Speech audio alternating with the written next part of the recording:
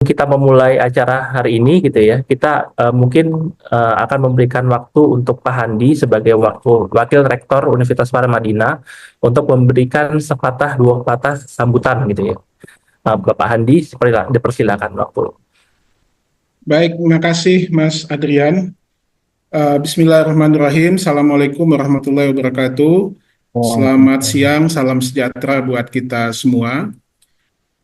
Syukur Alhamdulillah pada siang hari ini kita bisa bertemu dengan dalam Zoom meeting atau Zoom webinar ini untuk membahas satu topik yang masih sangat hangat lah gitu ya dibicarakan.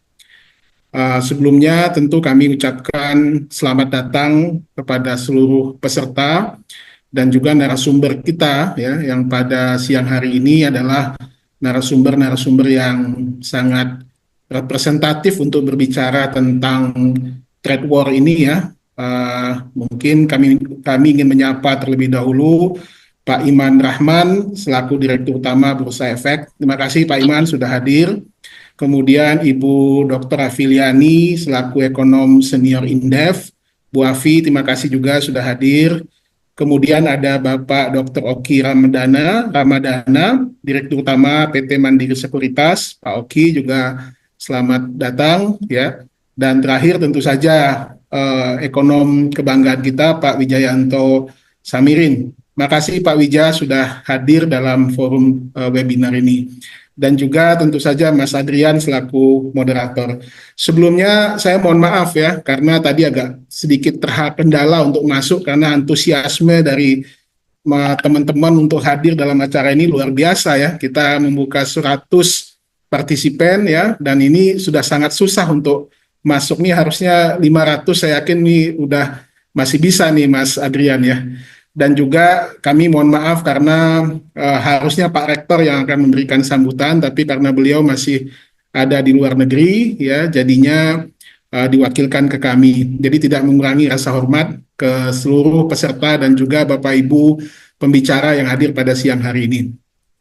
Bapak Ibu sekalian, tentu melihat fenomena tarif ini ya, kita mungkin teringat ada satu siklus 100 tahunan lah ya, kalau yang mungkin bisa saja kembali terjadi ya.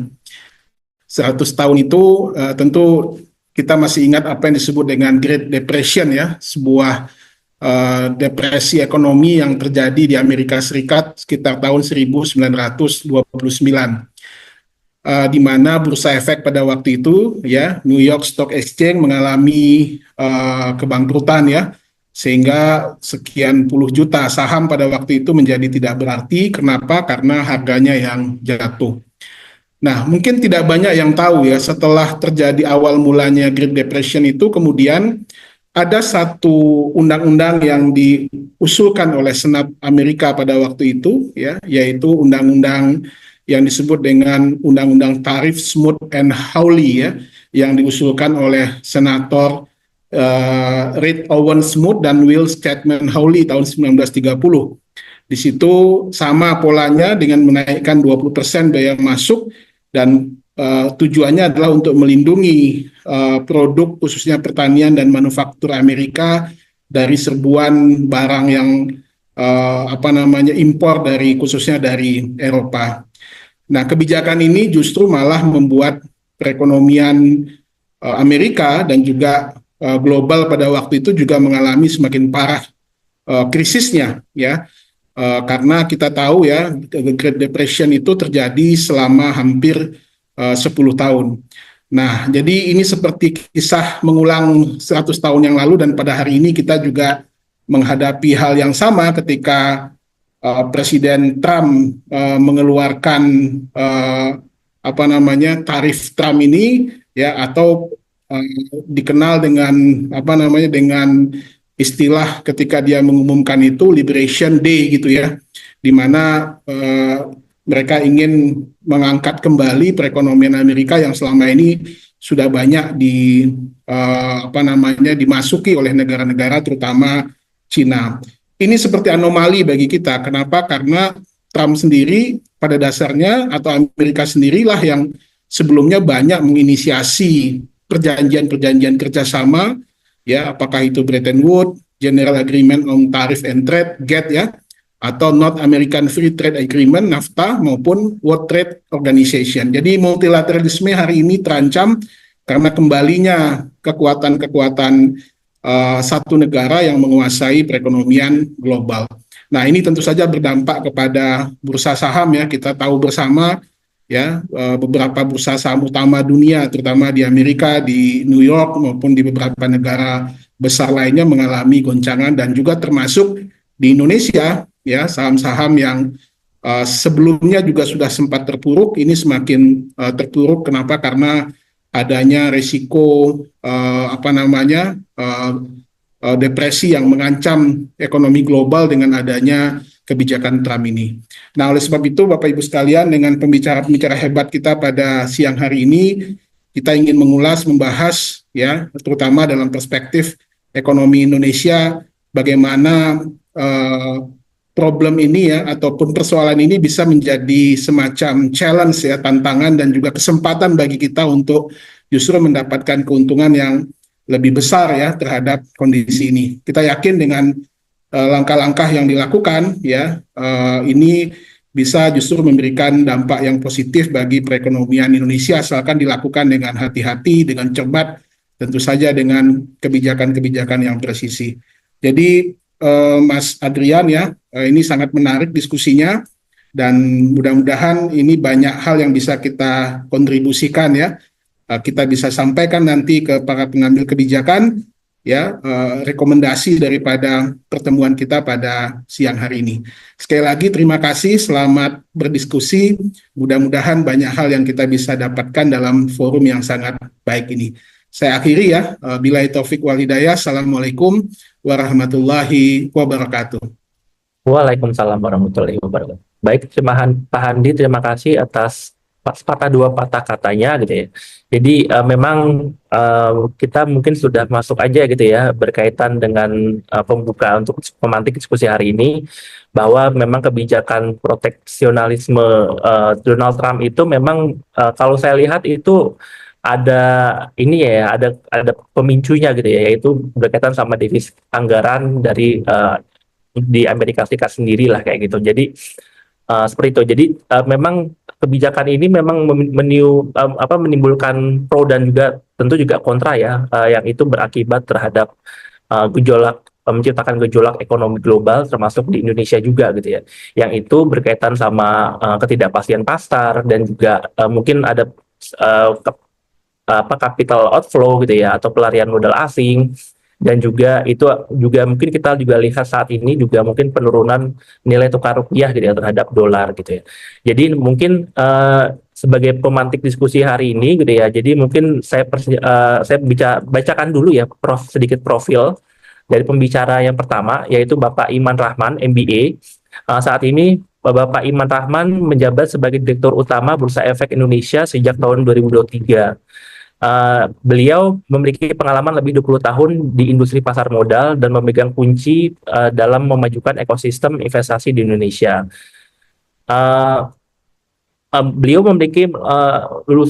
memiliki gelar Master of Business Administration (MBA) serta memiliki latar belakang pendidikan sarjana di bidang ekonom atau keuangan.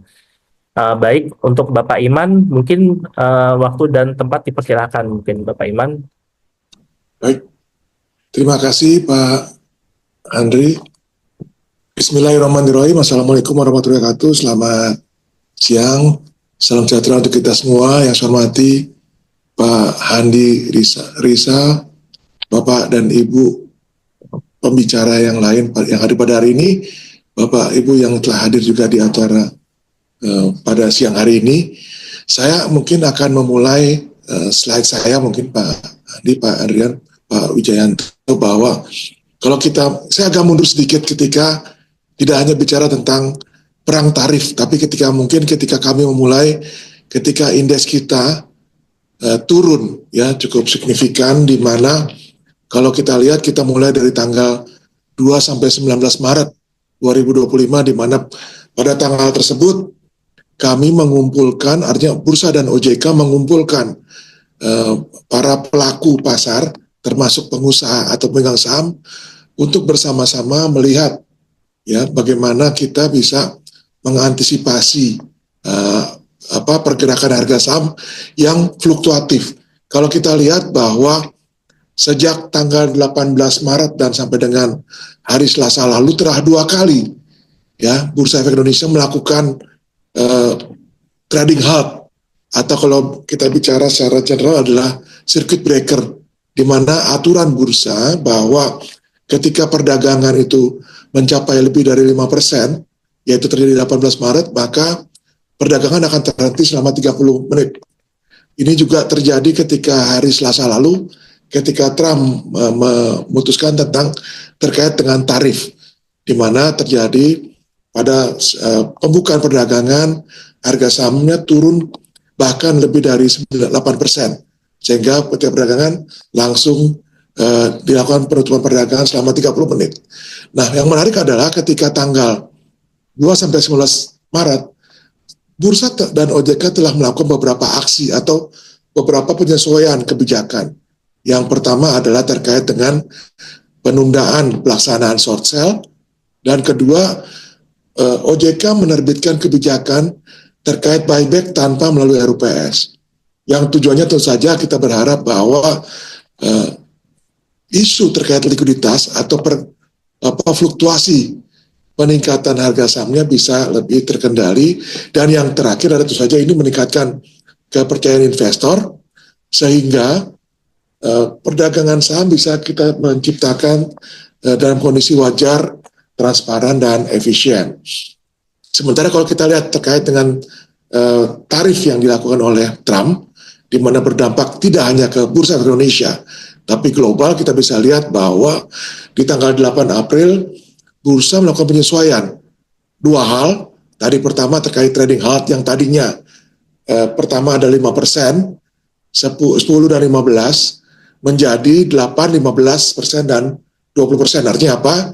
Ketika perdagangan menyentuh lebih dari 8%, lakukan penutupan perdagangan selama 30 menit, menentu 15%, juga 30 menit, dan di atas 20% bahwa bisa ditutup di sesi perdagangan 1 sesi atau 2 sesi. Nah, ya, bisa melakukan perdagangan. Nah, ini yang dilakukan di tanggal 8 April. Nah, ini karena tadi, kalau kita lihat bahwa yang kedua adalah terkait dengan ARB atau auto rejection, di mana sebelumnya ya auto rejection itu diatur bahwa auto rejection atas maupun bawah itu simetris. Jadi kalau harganya 50 sampai 200, ARA atau ARB-nya 35%, antara 200 sampai 5.000 25%, dan di atas 5.000 adalah 20%. Yang dirubah auto rejection ARA-nya, auto rejection atas atau ARA itu tidak berubah. Yang berubah hanya bawah, menjadi seluruhnya menjadi asimetris 15%. Jadi artinya di harga 50 sampai atas 5.000 semua ARB-nya adalah 15%. Dengan tadi trading halt yang diatur mengenai 8, 15, dan 20%. Kalau kita bisa lihat di kanan bahwa ini apakah ini blessing atau enggak, bahwa kita lihat bahwa year to date bursa kita sudah turun di angka 11,67% ya dibandingkan year to date. Bahkan kalau kita lihat seminggu terakhir sampai selama bursa libur, bahkan beberapa bursa di global itu sudah turun antara 5 sampai 14% sebelum kenaikan hari ini, kemarin dan hari ini. Next slide. Nah, saya ingin memperlihatkan tadi ini adalah chart atau grafik daripada perdagangan indeks kita. Indeks kita di mana kita lihat ini dari awal tahun, tapi saya juga memotong transaksi sejak 18 Maret sampai 10 April yang sebelah tengah. Kenapa? Karena inilah lebih kepada impact perdagangan. Jadi sebenarnya kalau kita lihat dari awal tahun, tren IHSG atau indeks harga saham gabungannya sudah turun dengan berbagai alasan, ya, termasuk juga tarif yang ditetapkan oleh Donald Trump. Tetapi yang ingin saya sampaikan bahwa dari Januari, kalau kita lihat bar yang merah, itu adalah asing sudah keluar cukup signifikan, hampir 30 triliun ya. Ya sudah keluar dari pasar modal hampir 30 triliun.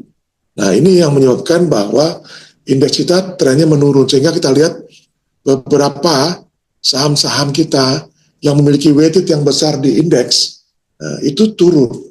Ya, kita bisa lihat Mandiri, BRI, BNI, bahkan BCA sudah turun cukup dalam harga dibandingkan dengan awal tahun. Sementara kalau kita bicara transaksi, yang menarik transaksinya justru tidak berubah. Bahkan beberapa hari terakhir, contoh tanggal 8 April kemarin transaksinya bahkan mencapai 21 triliun. Bahkan kemarin penutupan di tanggal 10 sudah 16 triliun rupiah. Jadinya artinya lebih tinggi daripada rata-rata transaksi kita yang di 12,53 triliun rupiah dengan harga yang tadi melakukan peningkatan. Next, ini adalah sedikit gambaran mungkin kepada Bapak Ibu sekalian bahwa ternyata kalau kita lihat di tanggal 8, ini kita lihat ketika kita potret ketika Donald Trump menetapkan tarif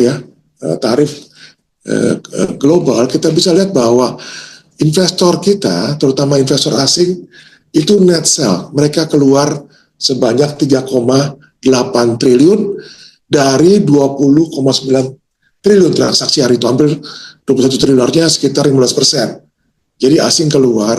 Nah, yang menarik adalah dengan 3,8, ternyata yang membeli domestiknya adalah retail. Ya, itu ada 3,9 triliun rupiah investor retail domestik melakukan pembelian. Sementara kalau kita lihat bahwa investor institusi, ya termasuk tadi buyback yang tanpa RUPS, itu masih di bawah 1 triliun rupiah. Nah, jadi kita bisa lihat bahwa ternyata kalau kita bicara likuiditas, penopang utama daripada tanggal 8 April ketika hari pertama perdagangan setelah Libur Idul Fitri itu adalah dari investor retail domestik. Sementara kalau kita bicara kemarin, ya ketika net sales-nya terjadi, asing sudah tidak banyak.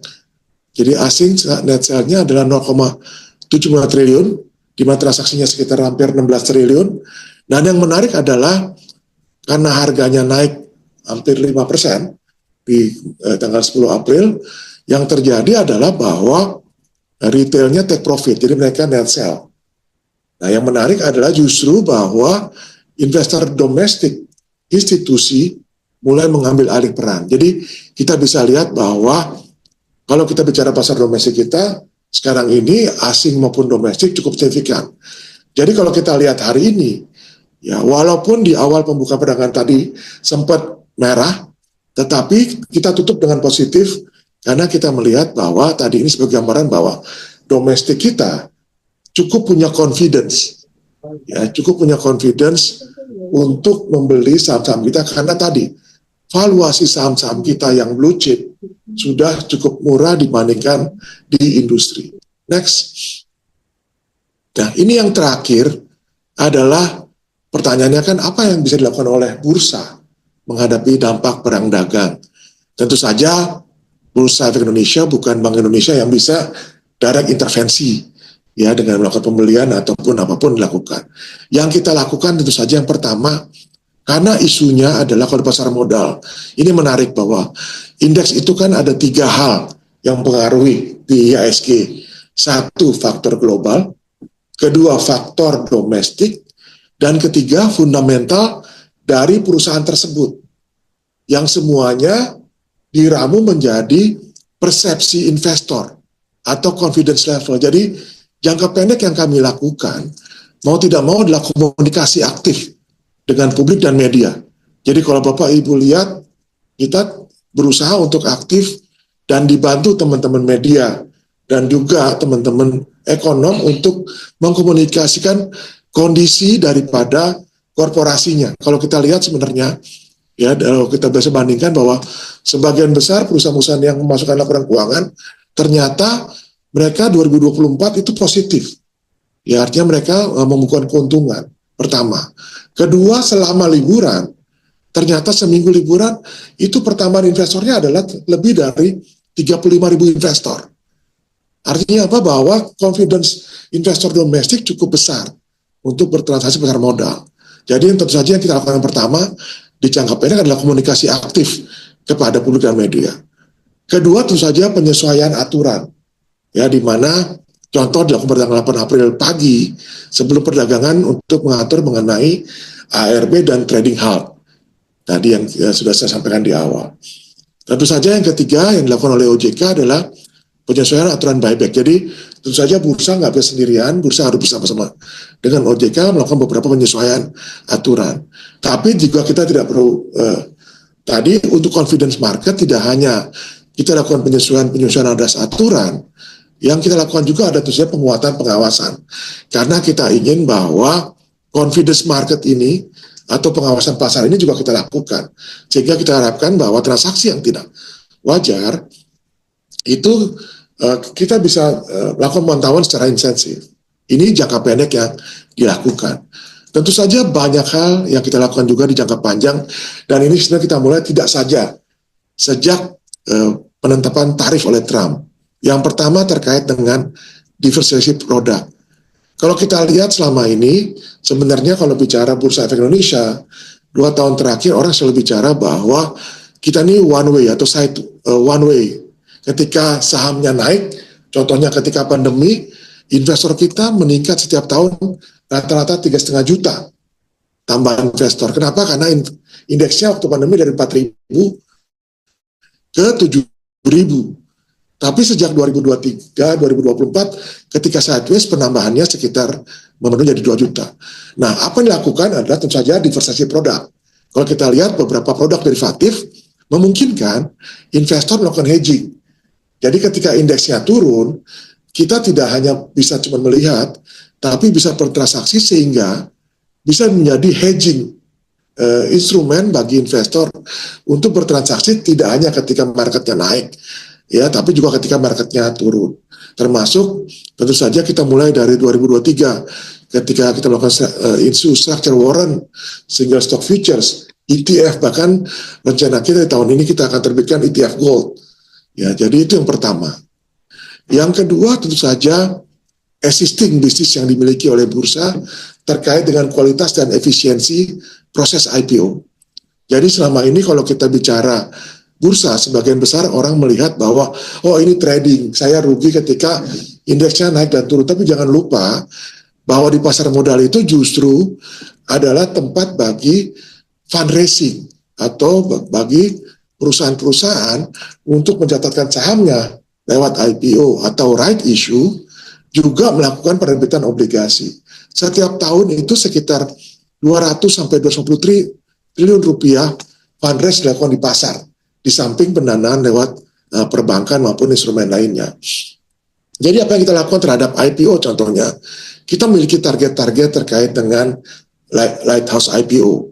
Kita juga melakukan digitalisasi terhadap proses IPO dan juga melakukan kerjasama dengan bursa-bursa lain terkait dengan potensial dual listing atau cross listing. Tentu saja kita juga memperbaiki sistem research bagi perusahaan tercatat sehingga investor memiliki pemahaman yang dalam sebelum mereka melakukan investasi terkait IPO. Yang ketiga, tentu saja terkait dengan likuiditas. Karena salah satu isu di pasar modal kita adalah bahwa market kita belum deep, market kita belum dalam, dan market kita secara sizable sekitar 800 miliar US dollar itu dari transaksinya belum cukup dalam bagi investor asing. Sehingga kita melakukan beberapa upaya peningkatan likuiditas dan modernisasi infrastruktur, termasuk liquidity provider, ya, dan tadi yang kita tunda intraday short selling yang saat ini kita persiapkan, dan yang terakhir tentu saja modernisasi daripada pembaruan infrastruktur perdagangan, di mana kita harapkan di 2026 kita akan meningkatkan kapasitas perdagangan kita dari yang ada sekarang sebanyak 3 kali kapasitas yang ada saat ini. Dan yang terakhir, yang paling penting tentu saja tidak hanya bicara supply, artinya kita bicara dari si produk, tapi bagaimana kita bisa meningkatkan partisipasi daripada investor institusi. Kita lihat tadi bahwa dari 16 triliun investor domestiknya, institusi itu net buy-nya baru 1 sampai 2 triliun rupiah. Jadi saya rasa ke-8 ini langkah-langkah strategis ini merupakan hal yang perlu kita yang sedang diupayakan oleh bursa dengan tentu saja berkoordinasi dengan OJK. Tapi tentu saja bahwa tadi saya sampaikan di awal, perubahan indeks itu tidak bisa dilakukan hanya oleh bursa dan OJK. Karena ujung-ujungnya adalah terkait peningkatan atau penurunan indeks itu terkait likuiditas, artinya supply dan demand, di mana tentu saja seluruh pihak ya stakeholder di pasar modal perlu berpartisipasi baik sebagai investor, sebagai regulator, ya maupun sebagai supply side daripada pasar modal. Demikian saya rasa saya sampaikan. Terima kasih. Wassalamualaikum warahmatullahi wabarakatuh. Waalaikumsalam warahmatullahi wabarakatuh. Baik, terima kasih Pak Iman atas pemaparannya, Pak. Tadi dijelaskan ya bahwa memang walaupun ada memang capital outflow yang keluar dari investor asing, tapi memang ini langsung ditambal gitu ya dari investor yang sifatnya dari domestik begitu. Jadi mungkin itu highlight yang bisa kita catat ya untuk dari Pak Iman Rahman. Lalu pembicara kedua kita akan masuk ke Dr. Afiliani. Ini izin saya membacakan profil singkatnya. Ibu Dr. Afiliani merupakan salah satu ekonom senior terkemuka di Indonesia yang terlibat aktif di dalam kontribusi kebijakan ekonomi dan pembangunan di Indonesia. Saat ini Ibu Afi menjabat sebagai peneliti senior Indef atau kita kenal dengan Institute for Development Economic and Finance, sebuah think tank ternama di Indonesia. Mungkin Bu Afi sudah ada ini kan ya, baik oke. Ibu Afi baik Ibu Afi sudah terlihat ya Bapak Ibu tampilannya baik. Oke, Ibu Afi mungkin terima kasih Pak. Ya, Pak Dian, sudah kedengaran suara saya ya? Baik. Sudah kedengaran Bu. Ya, yang saya hormati Pak Iman, Direktur Bursa Efek, Pak Wijan, kemudian juga Mas Oki yang juga hari ini menjadi narasumber, dan juga para peserta sekalian. Hari ini ternyata responnya cukup banyak gitu ya, dan tadi sangat penting menurut saya apa yang disampaikan Pak Iman, karena akhir-akhir ini kita tuh harus yakin bahwa bursa atau pasar modal itu merupakan salah satu indikator juga di mana perekonomian suatu negara itu stabil atau tidak gitu. Jadi mungkin jangan sampai kita salah persepsi bahwa pasar modal itu seolah-olah bukan investasi gitu. Justru dengan berkembangnya pasar modal buat pengusaha di Indonesia itu semakin baik dalam mendapatkan sumber dana gitu. Jadi ini mungkin yang saya juga nanti akan menyinggung sedikit terkait dengan pasar modal, selain juga terkait dengan perang dagang. Jadi dua hal itu yang mungkin saya sampaikan. Ya, lanjut. Nah, kita melihat kalau melihat dunia memang penuh dengan ketidakpastian ya, dan kita tahu ketidakpastian itu bukan hanya setahun 2 tahun dan bukan hanya karena COVID, tapi kalau kita lihat sebenarnya jujur aja ketidakpastian itu sejak tahun 2008 itu sudah terjadi dengan waktu yang semakin lama semakin pendek. Itu apa artinya? Artinya sebenarnya kalau kita memahami 2008 sampai dengan 2025, kepastian itu adalah ketidakpastian itu sendiri. Artinya di sini pelaku usaha, masyarakat, dan juga pemerintah seharusnya melihat situasi ini harus merespon dengan cepat, apapun ya, termasuk kebijakan. Nah, memang dari sisi kebijakan kalau kita melihat kita tuh masih menganut pada rule base ya, belum pada principle base. Nah, ini memang buat para pengambil keputusan sebaiknya memang ke depan kita itu dengan waktu yang makin pendek penuh dengan ketidakpastian, kebijakan itu harus semakin fleksibel gitu ya. Kenapa? Kita lihat aja Trump itu hari ini ngomong apa, besok ngomong apa gitu. Nah, itu juga kalau ternyata itu terjadi harus kita respon dengan cepat. Karena banyak sekali kalau kita lihat kebijakan-kebijakan itu tidak merespon dengan cepat perubahan, akibatnya kita dirugikan dengan kebijakan kita sendiri. Nah, itu juga berlaku bagi dunia usaha. Dunia usaha juga demikian. Birokrasi itu harus semakin dihilangkan, maka kita harus organisasi itu semakin agile ya. Baik itu dunia usaha, kemudian juga pemerintah sendiri, saya rasa itu menjadi garis bawah yang menurut saya harus dilakukan ya. Kalau kita lihat seperti Pak Iman, ya itu juga gitu, fleksibel, lebih cepat gitu. Karena apa? Merespon pasar supaya pasar itu tidak jatuhnya sampai ke bawah gitu. Jadi baru jatuh sedikit bisa cepat recover gitu. Jadi ini mungkin kerjasama yang baik di antara para pengambil kebijakan untuk merespon hal ini ya. Juga perusahaan begitu. Nah, ini bisa kita lihat setiap krisis itu penyebabnya beda-beda. Nah, mungkin 2025 kita lihat eranya Trump ini akan berubah-ubah terus. Kita nggak tahu sampai kapan ya. Kemudian juga kita lihat mungkin di Eropa krisis hutang juga terjadi di mana-mana. Hampir semua negara ketika COVID itu hutangnya banyak. Bisa jadi mereka juga ada problem terhadap jatuh tempo hutang tidak bisa bayar gitu. Jadi ini juga harus kita jadikan concern. Bukan berarti dengan melihat situasi ini kita diam aja. Kenapa? Karena kalau kita semua pelaku ekonomi itu diam, artinya apa? Ekonomi justru nggak ada pergerakan. Tapi bagaimana kalau kita tahu hal ini adalah penuh dengan ketidakpastian, tetapi kita melakukan sesuatu bersama-sama antar pelaku ekonomi, maka sebenarnya pertumbuhan ekonomi kita itu bisa tetap terjaga gitu. Nah, ini menjadi menarik. Jadi misalnya kayak sekarang isunya cash is a king ya. Kemudian orang takut lari ke emas semua. Ya itu akan terjadi stagnasi. Tapi bagaimana orang itu tetap melakukan berbagai hal menurut manajemen resikonya masing-masing, tetapi tidak justru dengan ketakutan yang berlebihan yang membuat justru ekonomi itu menjadi stagnasi begitu. Oke, next. Nah, ini kita lihat memang menarik tadi juga yang disampaikan oleh Wakil Rektor ya, bahwa terjadi perubahan dunia. Kalau dulu liberalisasi itu justru dicanangkan dari Amerika. Sekarang proteksionisme justru dicanangkan malah juga dari Amerika gitu kan. Nah, artinya apa? Perubahan dari antar negara itu juga kita harus respon. Kita tidak bisa mengatakan bahwa perubahan mereka kita tidak akan lakukan apa-apa, tidak. Dan kita lihat kemarin ketika ada saresehan dengan presiden, responnya adalah bagaimana kita harus bernego gitu ya. Karena kalau kita tidak bernegosiasi, akhirnya kita juga akan berat dari sisi ekspor ke Amerika yang kita sebenarnya cukup besar jumlahnya ya. Jadi akhirnya polisinya adalah salah satunya memindahkan import yang dari negara lain sebagian dipindahkan ke Amerika. Jadi itu juga salah satu gitu. Nah, menurut saya tidak hanya pada Amerika, hampir semua negara akan memberlakukan hal yang sama sehingga negosiasi terkait dengan dagang itu harus dilakukan secara bilateral dari satu negara dengan negara lain ya. Nah, memang kita lihat kemarin ada perubahan di mana ketika akan diberlakukan Mei, sekarang 90 hari lagi. Nah, mungkin saja setelah 90 hari lagi bisa diperpanjang atau bisa tidak. Artinya apa?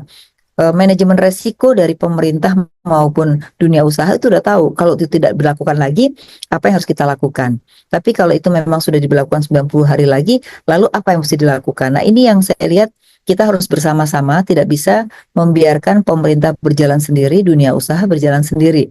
Akibatnya nanti kenanya dampaknya kepada masyarakat. Nah, ini yang saya rasa kemarin dengan saresehan itu kita sudah mulai melihat bahwa Pak Presiden sudah mulai mau mendengar. Nah, mudah-mudahan bukan hanya sekedar mendengar, tapi juga mau mengimplementasikan masukan-masukan dari dunia usaha, ya, supaya ada keseimbangan dan menyebabkan ekonomi kita itu tidak akan jatuh ke bawah, gitu. Nah, kenapa? Karena kalau kita melihat dari sisi market di Indonesia sendiri, itu yang menarik adalah kelas menengah atas, ya, kelas menengah atas dengan kelas atas itu cenderung hampir 65% kontribusi konsumsi di sana.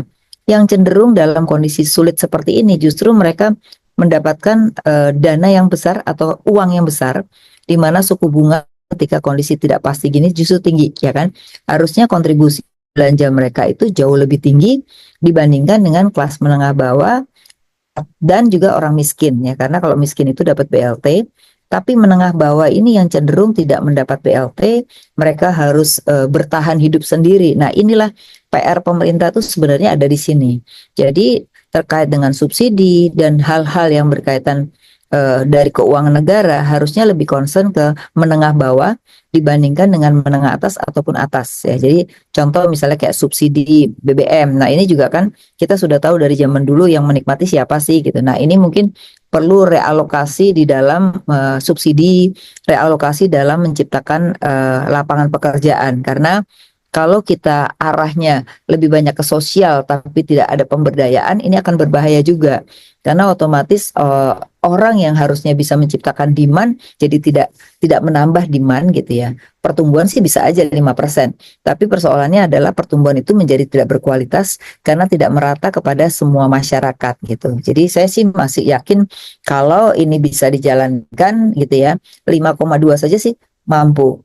Tapi kalau seandainya efisiensi atau pengalihan anggaran ini lambat di dalam belanja, itu bisa menurunkan tingkat pertumbuhan sampai 0,2% gitu ya. Nah, ini mungkin yang perlu menjadi perhatian, bagaimana APBD dan APBN ini bisa menjadi katalisator di dalam ekonomi, terutama adalah di daerah-daerah. Kalau di kota-kota besar mungkin nggak terlalu terasa, tapi kalau di daerah-daerah kabupaten kota itu cenderung kabupaten terutama ya kabupaten itu kecenderungannya APBD itu menjadi katalisator dalam ekonomi, sehingga ketika orang harus efisiensi kemudian dia menahan pengeluaran itu cenderung akan mengganggu perekonomian di daerah itu. Jadi ini juga mungkin perlu menjadi perhatian ya, karena kalau kita lihat sebenarnya pertumbuhan daripada dana itu cukup ya. Nah, itu adalah dari sisi sektorial ya. Nah, sedangkan kalau kita lihat dari sisi pasar modal sendiri, sebenarnya kapitalisasi kita sudah cukup besar. Kemudian yang menarik adalah investor retail kita juga meningkat signifikan, dan dominasi asing yang dulu sangat tinggi sekarang cenderung sudah mulai menurun. Itu artinya apa? Cenderung sebenarnya kalau saham ya dan obligasi dan juga obligasi pemerintah itu ada di dalam negeri, sebenarnya itu adalah akan berputar ekonomi itu di dalam negeri sendiri gitu ya. Itu contohnya kayak Jepang. Jepang itu setiap ada obligasi yang membeli adalah masyarakatnya sendiri gitu. Jadi saya rasa ini adalah cerminan baik ya di Indonesia bahwa sudah mulai dari sisi retail. Nah, tinggal bagaimana korporasi ini untuk ditingkatkan terus emitennya, karena kalau kita lihat memang sekarang tumbuhnya cukup signifikan. Emiten kita sekarang sudah sampai 951, itu luar biasa ya. Dan ini menurut saya ini adalah salah satu juga yang membuat pasar modal kita ini menarik, adalah makin banyak emiten itu makin bagus ya. Apalagi di Indonesia hampir 80% perusahaan itu kan keluarga. Nah, perusahaan keluarga itu biasanya kalau dia tidak di IPO kan, itu cenderung akan biasanya karena anak-anaknya belum tentu bisa menjalankan usaha, itu biasanya hilang perusahaannya. Nah, oleh karena itu sekarang banyak perusahaan-perusahaan keluarga yang mulai ingin meng-IPO-kan perusahaannya supaya masyarakat bisa menikmati dan perusahaan itu tetap ada walaupun pendiri-pendirinya sudah mulai tidak bisa menanganinya. Saya rasa ini perlu dikampanyekan lebih banyak nih Pak Iman, karena saya rasa banyak sekali perusahaan yang sudah generasi ketiga, keempat yang mulai ingin meng-IPO-kan perusahaannya agar perusahaannya itu tetap ada gitu. Nah, ini bagus sekali. Nah, tinggal nanti mungkin Pak Prabowo harus mendukung juga ya. Harus sekali-sekali buka di bursa nih supaya membuat para investor ini yakin bahwa ini adalah indikator bahwa ekonomi bagus itu adalah sebenarnya di bursa. Jadi saya rasa saat ini salut sih buat Pak Iman bisa menjaga terus bagaimana walaupun sempat turun tapi recovery-nya itu tidak panik gitu. Saya rasa ini harus terus dipertahankan Pak Iman. Kita dukung Pak Iman untuk terus membuat bursa kita semakin baik ya. Next. Mungkin ini yang ke depan lagi yang resiko. Nah, ini saya belum tunjukkan resiko ya. Sekarang ini kan Trump kalau kita melihat don't care dengan ini. Nah, ini don't care dengan isu lingkungan ya. Tapi sebenarnya kalau kita melihat 10 tahun ke depan, isu yang paling tinggi, 10 isu global terbesar, 5 itu justru atau separuhnya itu adalah isu yang berkaitan dengan lingkungan gitu. Jadi artinya apa? Artinya bahwa perusahaan jangan sampai lengah walaupun banyak negara sekarang melupakan persoalan lingkungan, tapi ini tetap harus digarap. Kenapa? Karena ini akan menjadi isu di dalam menolak import gitu ya. Jadi anggap tidak ramah lingkungan sehingga tidak bisa diterima. Oleh karena itu tetap arah kepada persoalan lingkungan ini menjadi penting, terutama di dalam ekosistem ya. Nah, apa yang dimaksud dengan ekosistem? Contohnya begini, perusahaan semen misalnya, mereka itu sudah mengantisipasi bagaimana ramah lingkungan. Tetapi karena salah satu dari ekosistem yang bukan berkaitan dengan internal semennya itu dianggap belum ramah lingkungan, maka mereka ditolak ekspornya gitu ya. Jadi bisa kayak PLN. Nah, PLN ini kan belum memisahkan antara mana yang ramah lingkungan dengan tidak gitu, sehingga itu dianggap belum memenuhi syarat, akhirnya tidak diterima ekspor. Jadi ini juga menjadi satu hal penting yang walaupun tadi nggak ada hubungannya langsung, tapi melihat resiko yang berbahaya ke depan adalah masalah lingkungan, dan ini akan menjadi tetap isu internasional terutama di Eropa. Ya, kita juga kan banyak ekspor ke Eropa juga. Ini perlu diperhatikan oleh perusahaan. Next.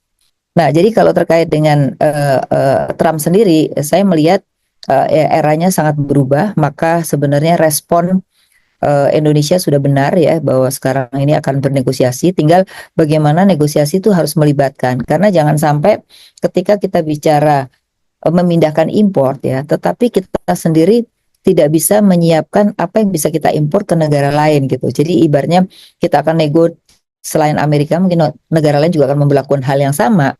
Nah, apa yang kita negokan kita harus siapkan. Oleh karena itu, kalau saya melihat kesiapan kita sendiri untuk bernego dengan apa yang bisa kita ekspor, ini yang kelihatannya perlu dilihat kembali.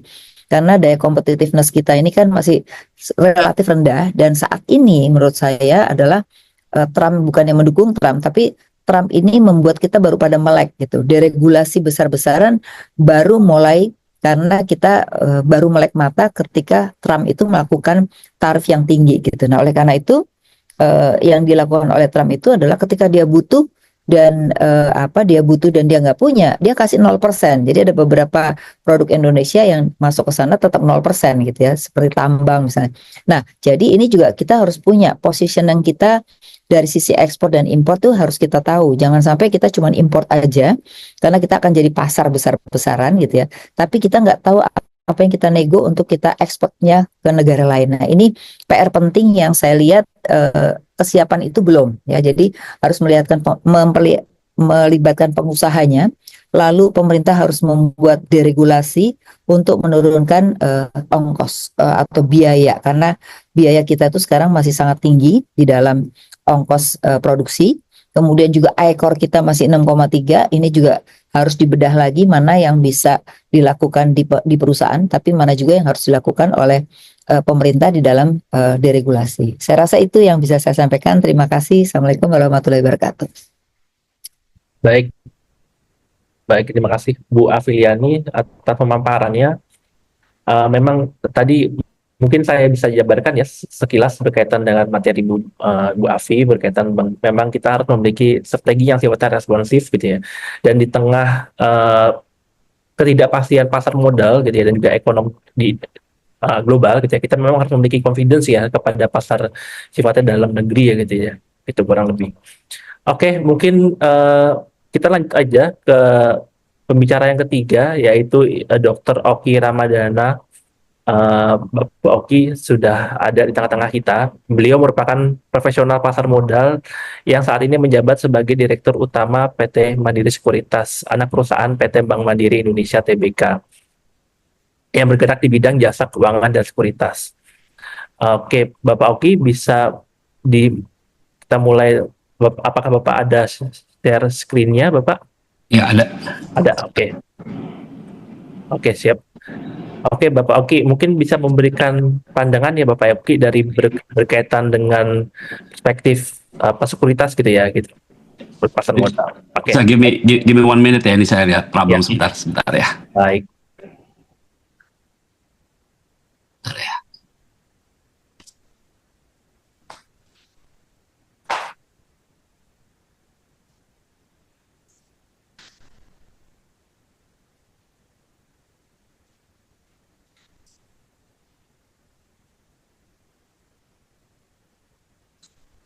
Oke, mungkin kita mulai ya. Silakan Bapak Oki. Ya, oke. Terima kasih Pak Wija atas undangannya, Pak Adrian, dan salam juga Bu Afi dan Pak Iman. Mungkin saya awali sedikit diskusi ya mengenai impact dari trade wars itu terhadap Indonesia ya, kalau di halaman kedua. Terhadap Indonesia mungkin memang sudah banyak dibahas di beberapa hari terakhir ini di berbagai sosial media dan juga publikasi, dan termasuk juga Presiden juga bahas masalah ini bersama semua pelaku pasar ya, pelaku ekonomi terutama industri keuangan beberapa hari yang lalu.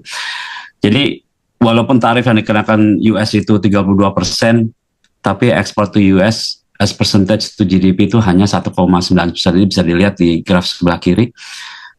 Ini juga sebelum pengecualian yang di list oleh tim dari Trump yang di sebelah kanan ini. Jadi bisa dilihat kalau kita exclude beberapa produk yang dikecualikan, yaitu elektronik, rubber dan lain-lain, itu totalnya itu hanya sekitar 1,3% ya. Jadi ini yang kalau kita lihat dampaknya memang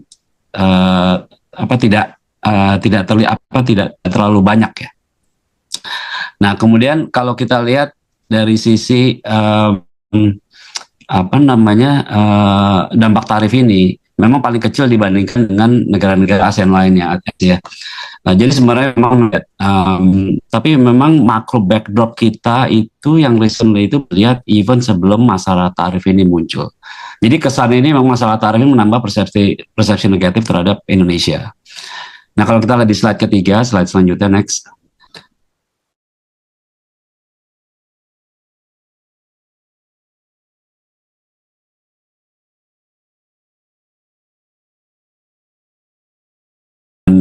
More open economy seperti Vietnam misalnya, itu kita lebih kecil. Ada dampaknya, tapi tidak sebesar negara-negara lain.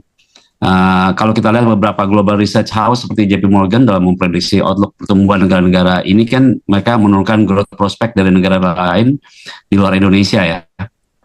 Itu lebih tinggi gitu daripada Indonesia.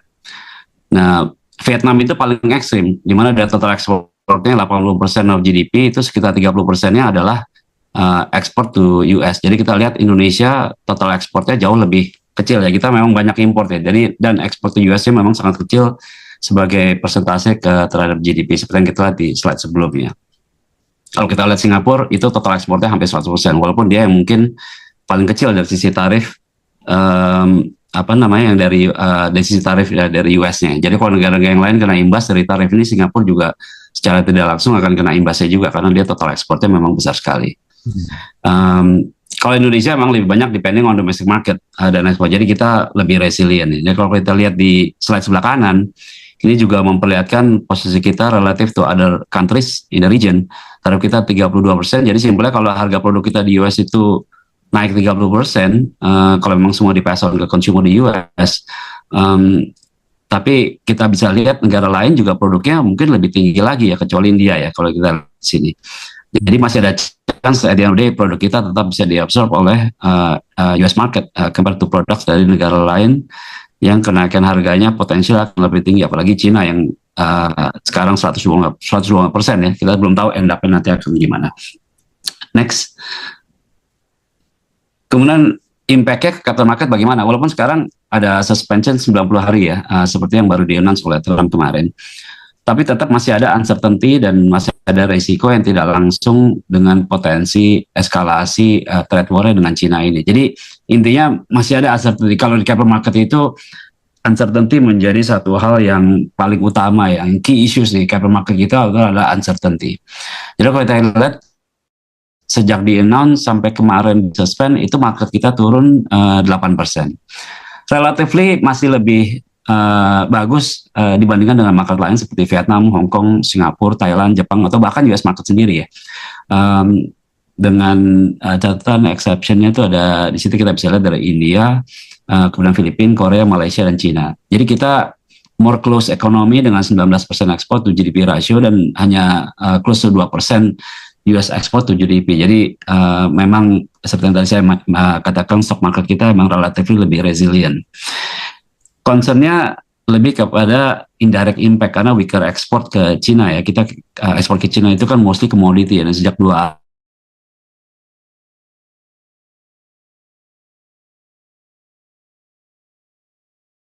jadi turun semua. Jadi intinya volatility dan volatility masih tetap tinggi. Itu yang menjadi problem di capital market kita. Next. Nah, kemudian katalis di capital market ini adalah memang fundly dolarnya sudah peak ya. Reciprocal tarif ini tentunya akan meningkat, akan menurunkan kepercayaan dari negara-negara di dunia akan stabilitas dan netralitas dari US dollar yang digunakan sebagai risk mereka. Jadi kalau lihat potensial global trend yang kita sudah mulai lihat untuk mengurangi ketergantungan terhadap dolar itu kan sudah semakin teraksara. Ya, jadi misalkan Cina, Rusia sudah mulai mengurangi pemakaian US dollar dalam bilateral secara signifikan ya. Kemudian negara-negara yang bergabung dengan BRICS juga sedang membahas alternatif payment mechanism mereka yang tidak memakai US dollar.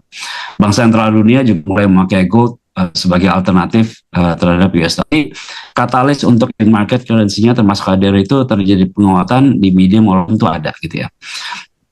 Nah kalau kita lihat US market di sebelah kiri atas itu sudah expensive, sudah mahal sekali ya dibandingkan dengan emerging market, dan pertumbuhannya kalau kita lihat di graf di kanan atas itu juga melambat. Kiri bawah itu melihat ada job data yang terimbas dengan efisiensi yang dilakukan oleh Department of Government Efficiency yang Elon Musk ya kemarin. Jadi kalau kita lihat yang grafik di kanan itu juga asumsinya rate cuts sekarang itu asumsinya 100 basis point lagi gitu. Jadi ini semua menjadi katalis untuk valuasi di pasar modal kita itu akan baik. Jadi ini these are all the signs yang hopefully akan leading ke pasar modal yang lebih baik gitu ya. Next. Nah, jadi kalau implikasinya jika trade war ini softening, next. Jadi implikasi jadi jika trade war ini lebih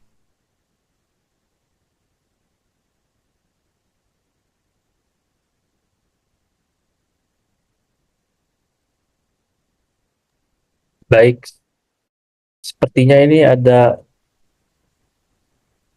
ya mungkin sepertinya ada masalah teknis ya berkaitan dengan jaringan dari Pak Oki. Mungkin kita, Pak Oki, Pak Oki. Sorry saya keputus barusan. Ya baik Pak Oki, bisa dilanjutkan lagi Pak. Ya, sebentar ya. Jadi kalau kita lihat tadi saya katakan implikasinya jika trade war ini softening gitu ya, Indonesia most likely akan outperform. Jadi kita udah bisa lihat marketnya ini kita sudah cepat naik ya, walaupun sempat turun 8%. Kalau kita lihat di slide kiri atas itu dari 5 sampai 10 tahun terakhir ini kita pakai Z-score itu berapa sih standar deviasi dari valuasi kita di pasar modal kita ya, berdasarkan indikator-indikator atau matriks yang sering dipakai oleh investor di pasar modal ini. Jadi misalnya kalau kita lihat indikator PE, misalnya kita pakai 4PE, indikator yang paling banyak dipakai oleh investor ya, ini standar deviasi di minus 2,6. Ini artinya dalam 10 tahun terakhir ini valuasi pasar modal kita sekarang di bawah rata-rata historisnya gitu ya.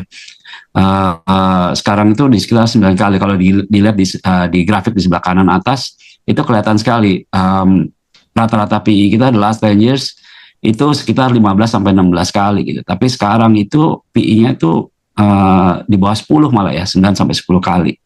Kalau kita lihat dari PBV price to book juga itu sama. Standar deviasi itu minus 1,7.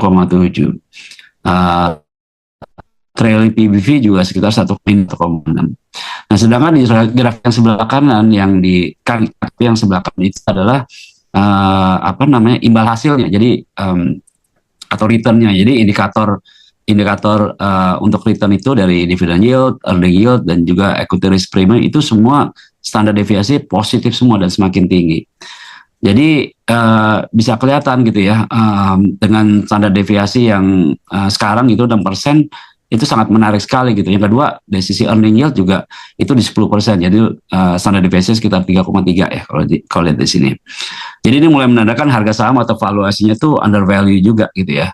Yang ketiga, equity risk premium. Ini kan investor sangat khawatir ya akan kondisi Indonesia. Jadi itu di level waktu COVID itu di sekitar 6,2. Jadi orang lebih khawatir gitu ya. Nah ini yang membuat harga saham kita itu sudah lebih murah daripada waktu masa COVID. Sedangkan fundamental dari perusahaan-perusahaan itu lebih bagus sekarang ya dibandingkan dengan 2-3 tahun yang lalu pada waktu masa COVID. Jadi hopefully dengan kondisi dalam negeri yang akan membaik, program dan polisi dari pemerintah yang saya yakin akan lebih terlihat nanti hasilnya kita dan juga bisa diabsorb dengan baik oleh pasar, harusnya perbaikan pasar modalnya akan lebih cepat ya. Terutama kalau bisa BI bisa rate cut, likuiditas bisa naik, isuan dari SRBI bisa turun, walaupun earning per share-nya itu flat, tapi PE ratio-nya hopefully more likely akan naik, sehingga return investor pun membaik. Next. Nah ini key drivers-nya untuk Indonesian stock market, tadi kita banyak bahas yang dari sisi global, dari sisi Indonesia obviously itu juga tadi saya mention stronger fiscal support, jadi makin strong GDP kita, revenue negara, kemudian softening trade wars-nya tadi saya mention, monetary policy support dari BI, hopefully bisa melihat rate-nya ini semakin lama semakin turun. Ini yang menjadi katalis secara makro terhadap perbaikan di Indonesian stock market di tahun 2025. Jadi it's all about upside gitu ya, karena kita udah melihat we've seen worst dari capital market sekarang, dan hopefully ke depannya itu akan jauh lebih baik. Masih tetap ada resiko, tapi I think resiko-resikonya itu menurut saya bisa dimitigasi, dan dari sisi makro terutama dari sisi makro Indonesia seperti yang kemarin waktu acara Sarasana Ekonomi dengan Presiden Prabowo itu, Ibu Menteri Keuangan juga sudah menyampaikan bahwa APBN kita sangat solid, sangat on track, walaupun dengan program-program pemerintah yang saat ini sedang dilakukan. Next, jadi potensinya Indonesia sangat bagus, dan seharusnya pasar modal kita itu sangat atraktif untuk global investors ya. Jadi key-nya itu adalah sebenarnya memang market deepening. Ini juga selalu disampaikan oleh Ibu Menteri Keuangan ya, bahwa market deepening itu menjadi salah satu key untuk market kita bisa align dengan more developed stock market ya, di regional maupun global market. Market cap kita to GDP kalau kita lihat di kanan atas itu it's among the lowest ya. Jadi kalau nggak salah sekitar 56%, sedangkan yang lain itu sudah mendekati atau bahkan lebih dari 100%. Masih banyak upside-nya. Kemudian kalau dilihat dari weighting kita di indeks dunia yaitu MSCI Emerging Market, itu juga menurun dari 2,6 10 tahun yang lalu atau 2014 itu ke 1,2 sekarang gitu ya. Jadi artinya apa, market kita itu di mata investor asing mungkin becoming less relevan ya, karena weightingnya memang sangat kecil. Jadi ini yang harus kita lihat juga, kita perhatikan dengan serius gitu ya. Sebagai gambaran, India itu karena sekarang banyak marketnya itu sangat hot sekali, itu weightingnya itu sekitar 18%. Jadi very relevant all the foreign investor itu masuk ke market India. Jadi pasar modal kita bagus memang karena sektornya banyak, tapi memang banyak saham-saham kalau kita melihat dari foreign investor perspektif ya. Kalau global investor itu banyak yang tidak liquid. Ini yang menjadi liquidity menjadi satu isu yang memang kedepannya itu akan diaddress. Ini ada Pak Iman di sini, jadi itu definitely akan diaddress oleh kita semua. Jadi market deepening, kalau market deepening jalan, saham yang makin liquid, domestic investor juga makin agresif. Dan hopefully investor asing akan masuk lagi dengan sendirinya, dan ini menjadikan liquidity pasar itu akan makin lama makin baik. Maka salah satu cara untuk market deepening ini memang memperkuat domestic institutional investor base di Indonesia. Kalau kita lihat di sebelah kiri atas itu ini sebagai contoh pension fund ya. Pension fund itu memiliki alokasi untuk equity itu dari aset under management mereka itu hanya 9%. Jadi ini nggak banyak, karena mereka banyak alokasi dari aset mereka itu di pasar obligasi. Jadi obviously likuiditasnya akan improve kalau alokasi ini akan lebih baik kayak gitu. Cara lain memang untuk meningkatkan free float yang sekarang hanya 7,5% ya post IPO itu mungkin nanti bisa ditingkatkan menjadi lebih besar seperti halnya di market-market yang lain di luar Indonesia. Juga ada beberapa tools yang memang dari Bursa Efek Indonesia itu sudah mempertimbangkan dan akan launch yang tadi Pak Iman juga mention mengenai derivatif, short selling dan lain sebagainya, itu yang obviously akan meningkatkan liquidity di pasar. Next. Nah ini yang tadi saya mention mengenai market deepening untuk domestic institutional investor, memang role-nya itu kalau kita lihat domestic institutional ya, itu sangat kecil, ini di bawah 10% or even 6% ya. Ini kita exclude yang investor yang seperti korporasi atau shareholder yang hanya pegang dan tidak trading ya, jadi tidak aktif dalam trading, jadi hanya pegang sebagai portfolio dia ya. Tapi kalau kita lihat ini yang bisa create liquidity ini sekitar 40% itu memang domestic institutional itu relatively sangat kecil. Ini yang PR yang kita semua di capital market dan di bursa itu memang akan terus push gitu ya, supaya market deepening ini terutama dari domestic investor itu makin lama makin baik gitu ya. Kemudian next, jadi strateginya gimana? Kita fokus yang di tengah ini yang liquidity drivers ya, bagaimana driver untuk meningkatkan liquidity. Jadi yang pertama seperti yang tadi saya mention, meningkatkan alokasi AUM-nya domestic institutional investors ke equity market. Ini ada masalah regulasi dari investasi saham untuk dana pensiun BUMN atau negara yang harus direvise juga. Kemudian bagaimana membalance antara supply dan demand dari SRBI dan juga SBN supaya likuiditasnya di domestik itu optimum.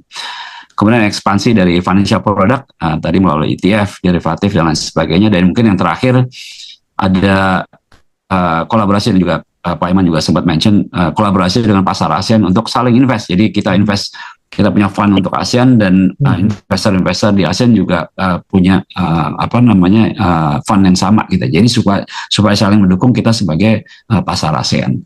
Jadi itu yang menurut saya katalis-katalis yang bisa mendukung the growth of our capital markets ke depannya. Dan tapi saya yakin kita dengan fundamental yang sangat baik sekali, ini capital market kita dengan didukung oleh tadi fundamental, kita mudah-mudahan pasar modal kita akan jauh lebih baik ke depannya. Itu mungkin dari saya, Pak Adrian. Terima kasih. Baik, Bapak Oki Ramadana, terima kasih atas sharingnya. Mungkin kita langsung lanjut aja ya untuk singkat waktu diskusi kita hari ini. Mungkin untuk pembicara terakhir yang juga tidak kalah mungkin ditutup dengan gongnya gitu ya, Pak Wija gitu ya, kurang lebih. Baik Pak Wija, apakah Bapak Wija memiliki slide-nya Pak Wija? Izin untuk share. Ya, baik.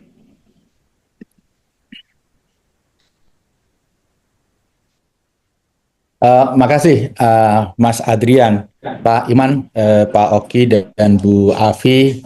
Terima kasih atas sharingnya. Tadi sangat kaya. Jadi Mas Adrian meralat Mas, ini 3 yang di depan tadi gong semua, gitu ya. Jadi, ini bukan musik Jawa yang gongnya terakhir. Jadi 3 tadi gong semua. Nah saya nggak yakin ini gong atau apa gitu ya. Tapi saya sangat berterima kasih dengan paparan Pak Iman, Bu Afi, Pak Oki, paparan yang lengkap gitu ya, sehingga kita bisa mendapatkan gambaran yang komprehensif tentang situasi pasar modal kita. Selama ini kita dapat informasi sepotong-sepotong. Nah, 3 paparan tadi membuat informasinya nyambung. Nah, saya akan mencoba menambahkan beberapa aspek saja yang tadi belum di-cover oleh ketiga pembicara.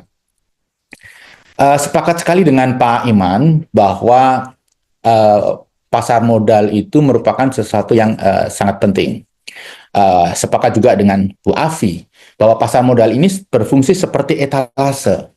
Kalau kita punya toko, orang masuk ke toko atau tidak itu tergantung apa yang kita taruh di etalase depan. Kalau produknya menarik, ya mereka akan kemudian masuk ke dalam dan berbelanja. Ekonomi Indonesia kurang lebih juga seperti itu. Ketika pasar modalnya menarik, maka ekonomi kita akan dipersepsikan sebagai ekonomi yang berdaya saing dan menarik. Jadi tidak lebih tidak kurang, karena sekarang ini hampir setiap hari itu ada puluhan juta orang yang memelototi screen untuk memantau pasar modal di seluruh dunia. Indonesia salah satunya. Jadi ketika apa yang tergambar dalam screen-screen itu adalah sesuatu yang positif, persepsi tentang pasar modal Indonesia positif, persepsi tentang ekonomi pun akan kemudian positif. Jadi ini teramat penting untuk dilewatkan karena pasar modal adalah etalase bagi ekonomi Indonesia.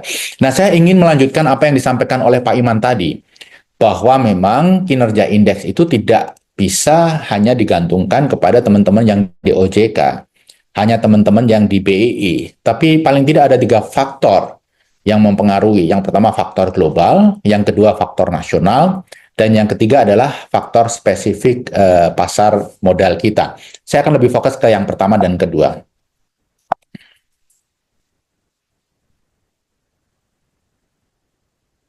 Kita lihat sejak 6 bulan yang lalu, memang pasar modal kita mengalami penurunan. Nah, saya mencoba mengulasnya dalam 3 bagian: faktor global, faktor nasional, kemudian faktor spesifik pasar modal.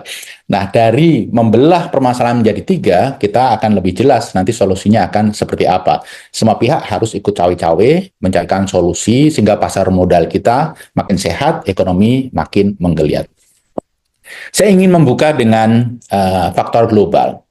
Jadi tentunya kalau kita berbicara situasi global saat ini, kita tidak bakal terlepas dari satu figure yang namanya Trump. Nah, dalam beberapa bulan terakhir, saya itu mencermati betul pidato-pidato Trump. Mungkin 30-50 pidato itu saya cermati, saya dengerin secara detail. Sejak masa kampanye hingga akhir-akhir ini. Nah, yang menarik adalah ada benang merah yang sangat kentara dari pidato-pidato Trump tersebut. Bahkan termasuk statement-statement Elon Musk.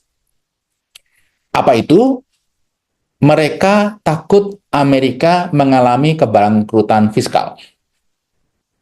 Jadi tidak peduli apakah mereka influensial di ranah global, mereka menjadi pahlawan di bidang environment, tapi kalau akhirnya bangkrut secara fiskal, itu semua nggak ada guna. Nah, ini yang menurut saya menjadi benang merah apa yang selalu disampaikan oleh Trump. Bahkan di depan Kongres pada saat menyampaikan pidato State of the Union, Trump menjanjikan balance budget di masa pemerintahannya. Ini perlu kita highlight. Menjanjikan balance budget di masa pemerintahannya. Balance budget itu artinya defisit anggaran 0.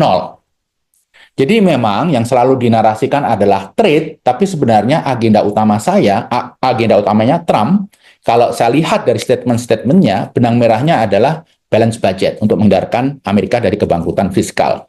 Data menunjukkan, ini dari Congressional Budget Office, tahun 2024, hutang Amerika itu 36 triliun US dollar.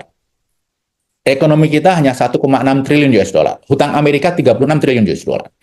Kemudian diperkirakan kalau defisitnya tidak bisa ditekan, pada tahun 2034 itu akan mencapai 54 triliun US dollar. Pada saat hutang mencapai 54 triliun US dollar, kebangkrutan fiskal itu sebenarnya sudah di depan mata. Apalagi kalau kita lihat kinerja presiden-presiden di Amerika, tidak ada satupun yang secara serius berusaha menurunkan defisit. Zamannya Biden itu sempat 11%, 9%, 10% PDB. Kita masih di bawah 3% Indonesia. Mereka itu 11%, 8%, 9% itu terjadi. Tahun ini diperkirakan 6,2% PDB. Rata-rata hingga tahun 2034 diperkirakan 5% lebih. Kalau tidak ada upaya serius. Itu dia mengapa saya yakin Trump bekerja keras untuk menekan defisit ini. Kalau kita lihat tahun ini, defisit anggarannya 6,2% PDB. Atau kalau di US dollar kan sekitar 1,2 triliun. Nah, kalau kita ingin memprediksi perilaku Trump, kita harus melihat cara berpikir Trump. Saya mencoba memposisikan diri kita di sepatunya Trump. Jadi ada defisit anggaran 1,2 triliun US dollar yang harus ditutup. Caranya bagaimana? Saya mencermati dari statement-statement mereka, ternyata seperti ada pembagian tugas. Bagaimana menutup gap, menutup defisit anggaran yang 1,2 triliun tersebut. Elon Musk dikasih wewenang membentuk Doge untuk memangkas spending. Ditargetkan 0,5 triliun US dollar per tahun. Jadi masih ada 0,7 triliun US dollar per tahun. Ini yang akan diraih oleh Trump. Ada dua alternatif. Dia bisa menaikkan pajak atau dia bisa menaikkan tarif impor. Kalau menaikkan pajak, siap-siap saja masyarakat Amerika akan marah. Dan ini berseberangan dengan filosofi Partai Republikan yang prinsipnya adalah filosofinya small government, low tax. Sehingga langkah Trump adalah menaikkan tarif. Walaupun ujung-ujungnya tarif itu akan dibayar oleh rakyat Amerika, tetapi bisa dinarasikan dengan cantik. Ini kecerdasan Trump. Bisa dinarasikan tarif dinaikkan untuk melindungi industri dalam negeri. Bisa dinarasikan tarif dinaikkan untuk menciptakan lapangan kerja. Untuk mempanis negara lain yang tidak fair. Jadi ada begitu banyak narasi populer yang bisa dikemas dalam konteks menaikkan tarif. Tapi kalau menaikkan pajak sudah pasti dia tidak populer. Dan buktinya terlepas dari berbagai potensi dia sebabkan, 40% lebih masyarakat Amerika itu masih sangat mendukung Trump terkait kebijakan pajak. Salah satunya karena he walk the talk. Nah, coba kita bikin analisis sederhana. Oke, dari tarif, Trump punya target untuk meningkatkan pendapatan 0,7 triliun per tahun. Total import Amerika Serikat itu 4,1 triliun. Kalau basisnya dinaikkan 10% semua negara, itu sudah ada penambahan 0,4 triliun US dollar per tahun dari tarif. Nah, gapnya 0,3 triliun US dollar dari mana? Saya cukup yakin ini akan dibebankan kepada the dirty 15, negara-negara yang jumlahnya 15, yang dianggap menikmati surplus terlalu besar. Jadi hitung-hitungannya, ya itu akan dibebankan kepada the dirty 15, termasuk Indonesia. Saya kok bisa memperkirakan ya, walaupun ini agak spekulatif sifatnya, kira-kira nanti tarif itu akan diturunkan ya di level sekitar 20%. Nah, kita juga harus melihat perkembangan terakhir di Amerika, di mana Amerika menunda penerapan tarif tersebut karena alasan memburuknya pasar saham dan memburuknya pasar pasar utang. Jadi tahun ini Amerika Serikat itu harus melakukan refinancing utang sebesar 9,2 triliun US dollar. Ketika situasinya serba tidak pasti, suku bunga akan melejit. Padahal Amerika harus melakukan refinancing. Jadi Trump berpikir keras ini. Kalau mengimpos secara membabi buta, risiko ekonomi Amerika, risiko ekonomi global meningkat, suku bunga atas hutang yang harus dia refinance tahun ini akan meningkat. Makanya itu yang menjadi alasan kenapa dia berpikir untuk menunda 90 hari. Terlepas ada banyak dugaan yang saya rasa ini juga sangat valid. Para pendonor Trump itu kan adalah pengusaha-pengusaha besar sektor teknologi yang aset mereka ada di saham yang listed di Nasdaq atau New York Stock Exchange yang semua harganya nyungsep. Pasti mereka marah, mereka nyumbang ke Trump kok malah asetnya turun. Nah, prospek pembicaraan dengan Amerika Serikat bagaimana? Ini menarik untuk diulas sedikit. Karena begini, kita berencana melakukan negosiasi. Tapi pemerintah Amerika Serikat itu mengkategorisasikan apa yang kita lakukan itu dalam kategori memberikan konsesi. Jadi di Fox News, ya, pemerintah Amerika Serikat baru saja mengumumkan ada negara yang akan retaliasi, yaitu Cina, Kanada. Ada kelompok yang berpotensi melakukan retaliasi, itu EU. Kemudian ada kelompok yang no retaliation, itu Meksiko. Saya tidak tahu kenapa Meksiko dianggap no retaliation, barangkali ada pembicaraan yang lain. Nah, lalu bagaimana dengan Indonesia? Indonesia bersama Vietnam, bersama Thailand, India, Taiwan, itu masuk dalam negara yang menawarkan konsesi. Negara yang dianggap menawarkan negosiasi itu Jepang, Korea Selatan, Inggris, kemudian Malaysia, Singapura. Nah, konsesi itu mereka maknai dengan kita menawarkan sesuatu yang konkret. Kalau negosiasi, ya kita akan datang bernegosiasi. Nah, memang dalam pembahasan di beberapa kesempatan kita akan menawarkan konsesi. Saya rasa teman-teman sudah bisa memantau dari sarasan ekonomi dan dari beberapa statement menteri kita. Misalnya Indonesia mengedepankan pendekatan konsesi, bukan negosiasi. Term ini bukan dari kita, tapi ini dari pemerintah Amerika. Kemudian yang kedua, posisi tawar kita relatif kuat. saya mengamini apa yang disampaikan oleh Pak Oki tadi, ekspor kita hanya sekitar 10% dari total ekspor. Kemudian langkah yang akan dilakukan Indonesia, kenapa mereka menyebutnya kita menggunakan pendekatan konsesi? Karena kita bersedia menekan trade gap dengan Amerika Serikat. Caranya adalah kita membeli lebih banyak produk dari Amerika Serikat yang memang produk ini kita butuhkan. Jadi bukan mengada-ada. Minyak, LNG, kemudian kapas, kemudian jagung, kemudian gandum. Ini kan memang produk-produk yang kita tidak punya. Nah, kita akan sourcing ke Amerika. Yang keempat tentunya dengan menurunkan non-trade barrier secara selektif, misalnya tarif, kuota, dan TKDN. Ini saya rasa nanti akan banyak diskusi di aspek ini, karena informasi yang disampaikan oleh Pak Prabowo, saya kebetulan hadir di Saresan Ekonomi, itu hanya sepotong. Dan setelah informasi itu dikeluarkan, tidak ada lagi informasi yang lebih detail yang menjelaskan tentang itu. Apakah ini dari menteri atau dari juru bicara. Nah, yang kedua adalah isu-isu nasional, jadi isu global, nasional, kemudian nanti isu yang sifatnya spesifik pasar modal. Ini kenapa kinerja pasar modal kita belum seperti yang kita harapkan. Nah, terkait dengan isu-isu nasional, memang risiko Indonesia, country risk kita dianggap tinggi. Karena apapun situasinya, kita masih menghadapi 4 tantangan. Tantangan fiskal, tantangan nilai tukar rupiah, tantangan deindustrialisasi, dan tantangan penciptaan lapangan kerja. Belum lagi, tahun ini dan tahun depan kita harus refinancing hutang. Nilainya masing-masing 800 triliun. Pada saat kondisi pasar tidak sedang kondusif, tentunya ini dianggap sebagai suatu langkah yang berisiko. Kemudian, jujur saja, banyak pihak, termasuk investor asing, itu merasa pemerintahan Pak Prabowo ini punya banyak rencana, banyak program. Tapi mereka belum melihat adanya rencana konkret, realistis, rasional, yang koheren. Jadi Indonesia ini akan dibawa kemana? Nah, alhamdulillah kemarin pemerintah menyadari perlunya perbaikan komunikasi. Kemudian yang lain adalah belum adanya tim kabinet yang handal. Ini nanti kita bisa bahas di question and answer. Nah, saya mengusulkan dalam beberapa kesempatan perlunya pemerintah melakukan kalibrasi rencana besar agar sesuai dengan kemampuan dan kebutuhan. Program 3 juta rumah per tahun apa? Iya, perlu kita paksakan. Program MBG melayani 83 juta siswa. Mulai tahun ini apa? Iya, kita akan melakukan itu. Apa betul yang butuh 83 juta? Kemudian program Koperasi Merah Putih yang memerlukan dana 5 miliar kali 80 ribu atau 400 triliun. Apa betul? Kita akan mewujudkan itu. Kemudian Danantara.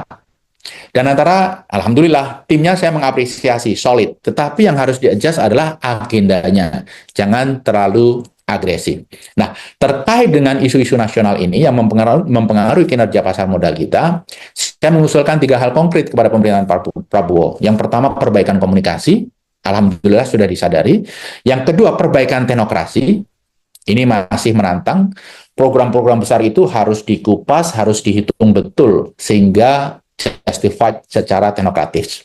Kemudian yang ketiga adalah perbaikan eksekusi. Nah, ini kritik banyak diarahkan kepada soliditas kabinet. Karena kabinetnya besar, 48 menteri, kemudian wakil menterinya juga banyak, tetapi tidak ada kernetnya. Jadi di kabinet Pak SBY, di kabinet Pak Jokowi, presiden sebagai driver. Kemudian ada yang namanya menteri sekretariat kabinet, ada Mensesnek. Mereka berfungsi sebagai kernet, sehingga driver itu bisa fokus nyetir. Yang ngatur penumpang, keluar masuk, naik turun, itu adalah 2 kernet itu. Nah, sekarang ini seolah-olah Pak Prabowo itu berfungsi sebagai driver sekaligus kernet. Sehingga manajemen kabinet ini menurut saya juga merupakan area yang Pak Prabowo sebagai presiden perlu untuk perbaiki. Terkait dengan hal-hal yang sifatnya spesifik pasar modal, tadi sudah diulas sangat mendalam oleh Pak Iman. Saya hanya ingin meng-highlight 3 hal yang perlu dilakukan. Yang pertama adalah keberpihakan pemerintah dengan melakukan transformasi pasar modal Indonesia. Ini kebetulan Pak Iman, saya, Pak Oki itu tumbuh bersama di pasar modal Indonesia. Tahun 95, sebelum krisis. Saya keluar tahun 2005. Mereka berdua terus berkarir di pasar modal. tahun 95 hingga tahun 2005 itu adalah the heyday of pasar modal Indonesia, di mana pasar modal mendapatkan perhatian penuh, ini berfungsi secara konkret sebagai motor pertumbuhan. Tapi rasanya saat ini situasinya agak berbeda. Kita harus bangkitkan lagi nih bersama-sama, ingatkan pemerintah bahwa pemerintah perlu keberpihakan kepada pasar modal, karena pasar modal ini tidak hanya mesin ekonomi, tapi di negara maju ini adalah alat untuk memeratakan kesejahteraan. Karena masyarakat dari ekonomi lemah, masyarakat ekonomi menengah, itu mereka menikmati return pasar modal melalui investasi dana pensiun, melalui investasi reksadana. Ini yang di Indonesia masih overlook, bahwa seolah-olah ini adalah mainannya elit. Padahal di negara maju, ini justru menjadi mekanisme yang terpercaya, yang teruji untuk memeratakan kesejahteraan. Yang kedua tentunya PR besar bagi Pak Iman dan teman-teman OJK adalah penegakan GCG. Ini tidak hanya spesifik di pasar modal, tapi juga di banyak institusi di Indonesia kita mempunyai kendala GCG yang luar biasa menantang. Yang ketiga, ini menurut saya sangat penting, pemerintah harus mengakhiri kecanduan terhadap SBN dan ACRBI. Bayangkan, sekarang SBN, zero risk, bunganya 7,2%.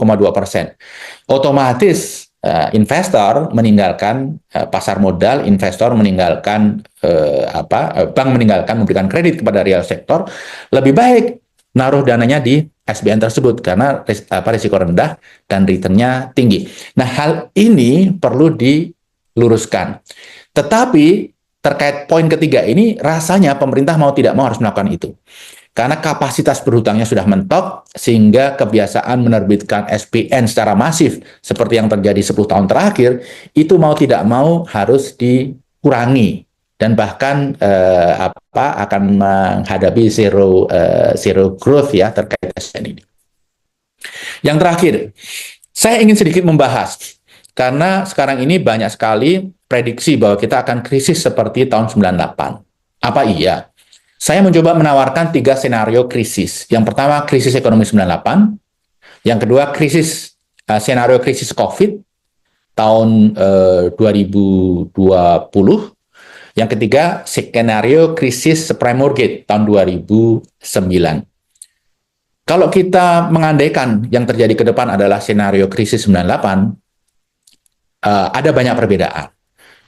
Yang pertama, sumber permasalahan kali ini itu bukan di Indonesia, tetapi di luar negeri. Kemudian seluruh dunia terdampak. Jadi masalah currency, kita tidak perlu khawatir rupiah akan melejit luar biasa. Kenapa? Ini adalah US versus the rest. Semua negara kena dampak. Kalau dulu 98, orang lari dari Indonesia punya pilihan. Apakah mau ke Eropa, mau ke Australia, New Zealand, Amerika, begitu ya. Tapi sekarang semua negara terdampak, sehingga masalah rupiah kita cukup confident. Kemudian yang ketiga, situasi politik dalam negeri relatif terkendali dibandingkan di era akhir pemerintahan Presiden Soeharto. Kemudian sektor keuangan perbankan relatif solid, sudah berkali-kali dilakukan restrukturisasi, sehingga sektor perbankan kita cukup meyakinkan. Nah, ini yang teman-teman pasar modal harus ngiri nih. Setiap saat ada masalah, perbankan di restrukturisasi, ditransformasi. Tapi pasar modal tidak pernah sekalipun dibiarkan. Ini yang harus kita tuntut kepada pemerintah, agar pasar modal juga perlu ditransformasi untuk memperbaiki, mengejar ketertinggalan dari dunia. Yang terakhir, tapi kita juga harus melihat dinamika ini berpotensi terjadi dalam waktu yang agak lama, barangkali 4 tahun ke depan, sepanjang Trump masih memimpin. Karena setelah selesai dia membuat panik dunia dengan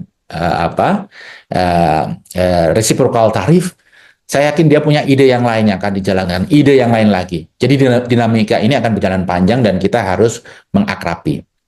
Oke, kembali ke skenario krisis 98, skenario krisis COVID.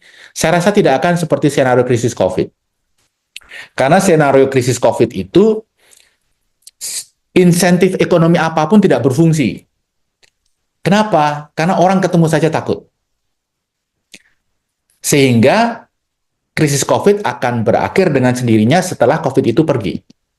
Jadi kebijakan yang sifatnya counter cyclical itu juga tidak berdampak secara signifikan. Yang ketiga adalah krisis senario subprime mortgage. Ekonomi kita tahun 2010-2009 itu tumbuh 4,5%. Inflasi relatif stabil, cenderung rendah, rupiah relatif stabil. Saya lebih meyakini bahwa skenario krisis yang akan terjadi di Indonesia kalau betul-betul terjadi adalah skenario krisis subprime mortgage, di mana Indonesia sebagai ekonomi masih tumbuh, tetapi dalam tingkat pertumbuhan yang relatif lambat. Bukan 5, tetapi 4, OECD sudah mengumumkan Indonesia akan tumbuh 4,9% tahun ini. Tapi itu sebelum memasukkan faktor tarif dari Trump. Kalau tarif dimasukkan pasti lebih rendah lagi. Jadi satu hal yang harus segera dilakukan oleh pemerintah adalah memperbaiki kebijakan ekonominya, terutama mengkalibrasi program-program besar yang mahal, kemudian untuk merelokasi penghematan dari sana untuk hal-hal yang sifatnya short term, urgent, menciptakan lapangan kerja, mendongkrak daya beli masyarakat. Itu yang bisa saya tambahkan, semoga memperkaya diskusi kita sore ini. Terima kasih. Baik, terima kasih banyak Pak Wija atas paparannya. Kita mungkin masuk ke sesi diskusi tanya jawab ya. Mungkin saya akan bacakan dulu beberapa yang dari kolom chat gitu ya, berkaitan dengan yang pertama dengan bagaimana sih terkait fundamental gitu ya di dalam kondisi fundamental di dalam bursa gitu ya gitu. Jadi apakah jangan-jangan IHSG dan nilai tukar itu hanya tersisa technical base yang rentan fluktuasi dan cenderung melemah gitu ya. Itu pertanyaan untuk Pak Oki dan Ibu Afiliani gitu. Mungkin Bu Afiliani mungkin mau menanggapi terkait pertanyaan tersebut, Bu Afi? Baik, fundamental ekonomi ya tanya ya. Fundamental ekonomi, Pak.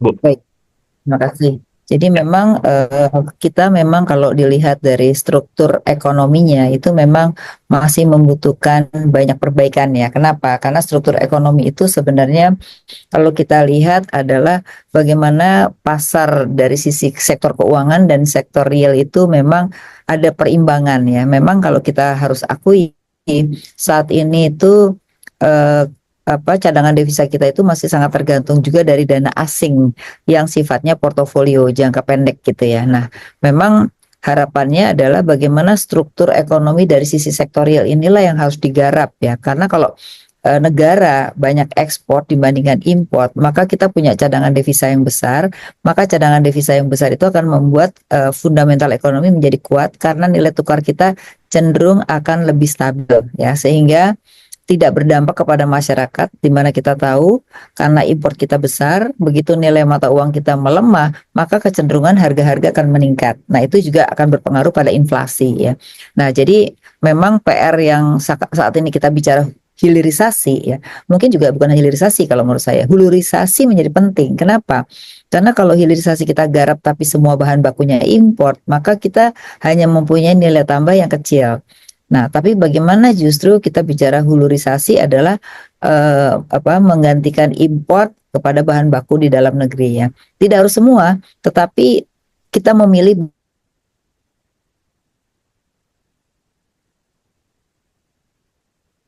devisa hasil ekspor ya.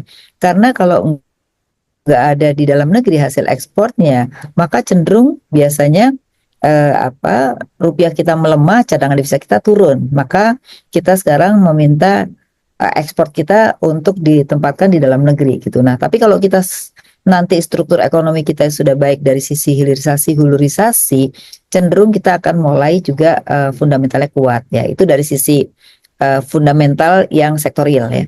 Tapi kalau sekarang fundamental yang kita lihat kita bisa tumbuh ekonomi, sebenarnya dominasi kita sekarang masih pada konsumsi ya, di mana kita lihat sampai 2045 dengan struktur masyarakat kita, konsumsi kita kan mendominasi hampir 57%. Nah, biasanya kalau konsumsi itu tinggi, cenderung ada investasi. Tapi investasi itu lebih cenderung untuk domestik ya.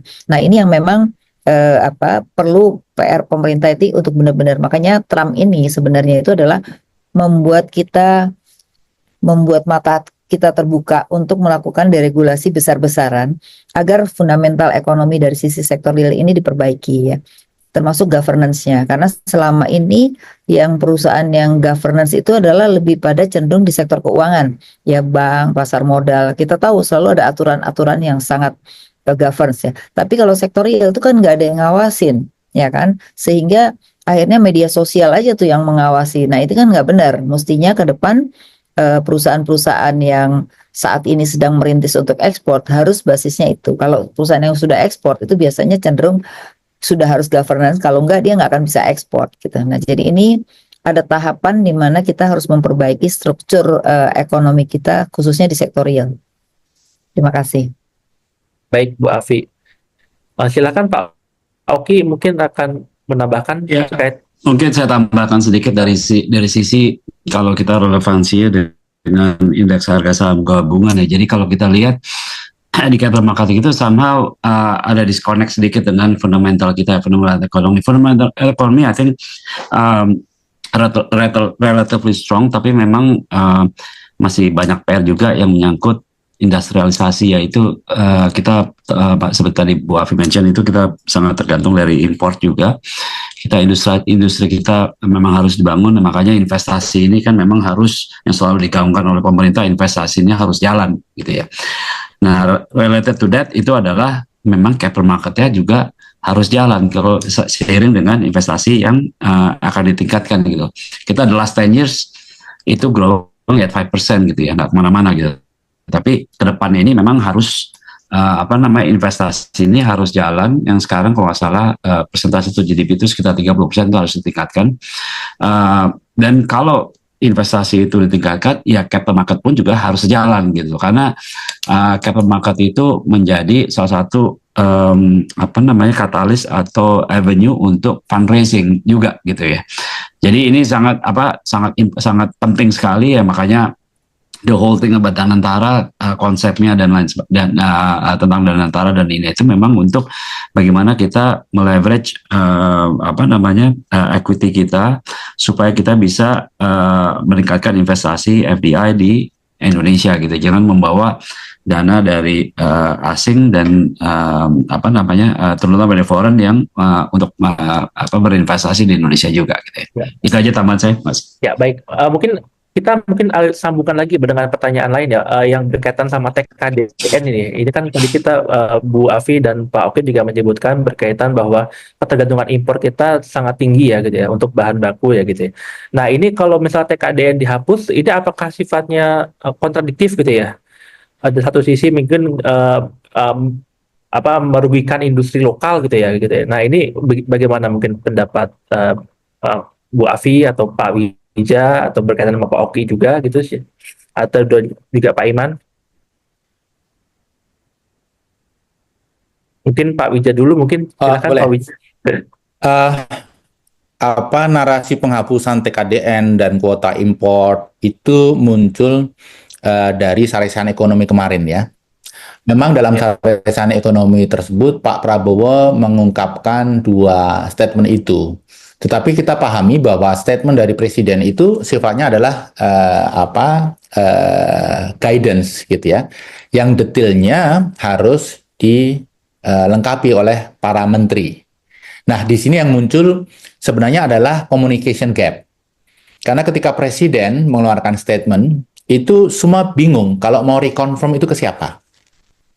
Ke menterinya juga belum tentu berani. Ke Pak Prabowo nggak ada waktunya. Nah, sebenarnya kita selalu mengusulkan itu seperti zaman Pak SBY. Ada dua orang yang mumpuni, yang punya knowledge, yang melekat terus. Waktu itu Dino Patijalal, Andi Malarangeng. Jadi kalau mau mereconfirm statement Presiden itu bisa ke mereka. Nah, kalau saya mencoba membaca apa yang terjadi kemarin, itu betul-betul sifatnya garis besar. Jadi bukan kuota betul-betul dihapus, kemudian bukan TKDN betul-betul dihapus. Statement yang lebih tepat kan sebenarnya TKDN yang fleksibel. Nah, kuota ini merefleksikan negosiasi kita dengan Amerika. Kita akan meminimalisir gap dengan membuka import seluasnya produk dari Amerika yang kita tidak produksi. Jadi kalau saya boleh melanjutkan apa yang kalimat Pak Prabowo yang belum selesai, masih koma itu adalah membuka lebar, menghapuskan kuota impor untuk produk-produk yang kita butuhkan dan kita tidak produksi. TKDN kita akan melakukannya secara fleksibel. Kita harus belajar dari pengalaman tahun 2006, Mas Adrian dan Bapak-Bapak. Tahun 2006 itu Samsung akan melakukan ekspansi ke Asia Tenggara. Dua negara dipilih, Vietnam atau Indonesia. Tapi akhirnya mereka pilih Vietnam. Dan pada tahun 2008 investasi dengan nilai 680 juta US dollar. Hanya 680 juta US dollar. Kenapa? Karena isu TKDN bukan concern penting bagi pemerintah Vietnam. Ketika Samsung beroperasi di sana, yang diproduksi lokal di Vietnam hanya kemasan. Nah, tapi sekarang kita lihat, setelah Samsung invest, ekosistem industri mulai terbangun, sekarang investasi Samsung saja di sana sudah 17 miliar US dollar. Dengan ekspor 70 miliar US dollar. Mewakili 20% dari total ekspor Vietnam. Nah, kita bayangkan kalau itu dulu Indonesia yang dipilih, pasti kita sudah dalam posisi yang lebih menggembirakan. Karena kita punya ekosistem industri ICT, industri gadget yang bisa diekspansi ke industri EV, electric vehicle yang luar biasa. Nah, ini sekarang Vietnam miliki, kita tidak. Karena kesalahan di masa lalu terkait TKDN. Sehingga dalam bayangan saya, ya TKDN ini harus fleksibel. Rendah ketika mereka masuk, tetapi ada komitmen untuk meningkatkan dan mengandeng produsen lokal. Nah, ini saya rasa masih sangat relevan untuk kita bahas, justru makin relevan, karena kita melihat pasti industri perusahaan teknologi Amerika itu akan mencoba relokasi dari Vietnam. Kita bisa jadi merupakan alternatif kalau kita mempunyai fleksibilitas terkait TKDN. Jadi dibikin fleksibel untuk kepentingan produsen dalam negeri, begitu. Itu yang bisa saya tambahkan terkait TKDN. Baik, terima kasih Pak Wija. Mungkin kita buka sesi pertanyaan ya. Untuk Pak Ridwan Firdaus, ini sudah raise hand pertama kali. Silakan Pak Ridwan. Halo, selamat sore. Kedengaran suaranya? Iya, kedengaran Pak. Saya mau nanya kepada Bu Afi. Bu Afi, saya mau bertanya soal anggaran APBN 2025. Kalau tidak salah itu ambang batasnya itu terakhir itu 3%. Apakah dengan kondisi ekonomi seperti ini, apakah harus diubah atau dihapuskan aja ambang defisitnya? Kepada Bapak Wijayanto, terkait itu Trump menawarkan solusi untuk mereduksi kalau apabila tarif mau ekspor ke Amerika. Salah satunya ada 5 pilihan. Salah satunya adalah terima saja tarif tersebut. Yang kedua adalah beli senjata Amerika. Kedua, tingkatkan investasi. Dan yang terakhir adalah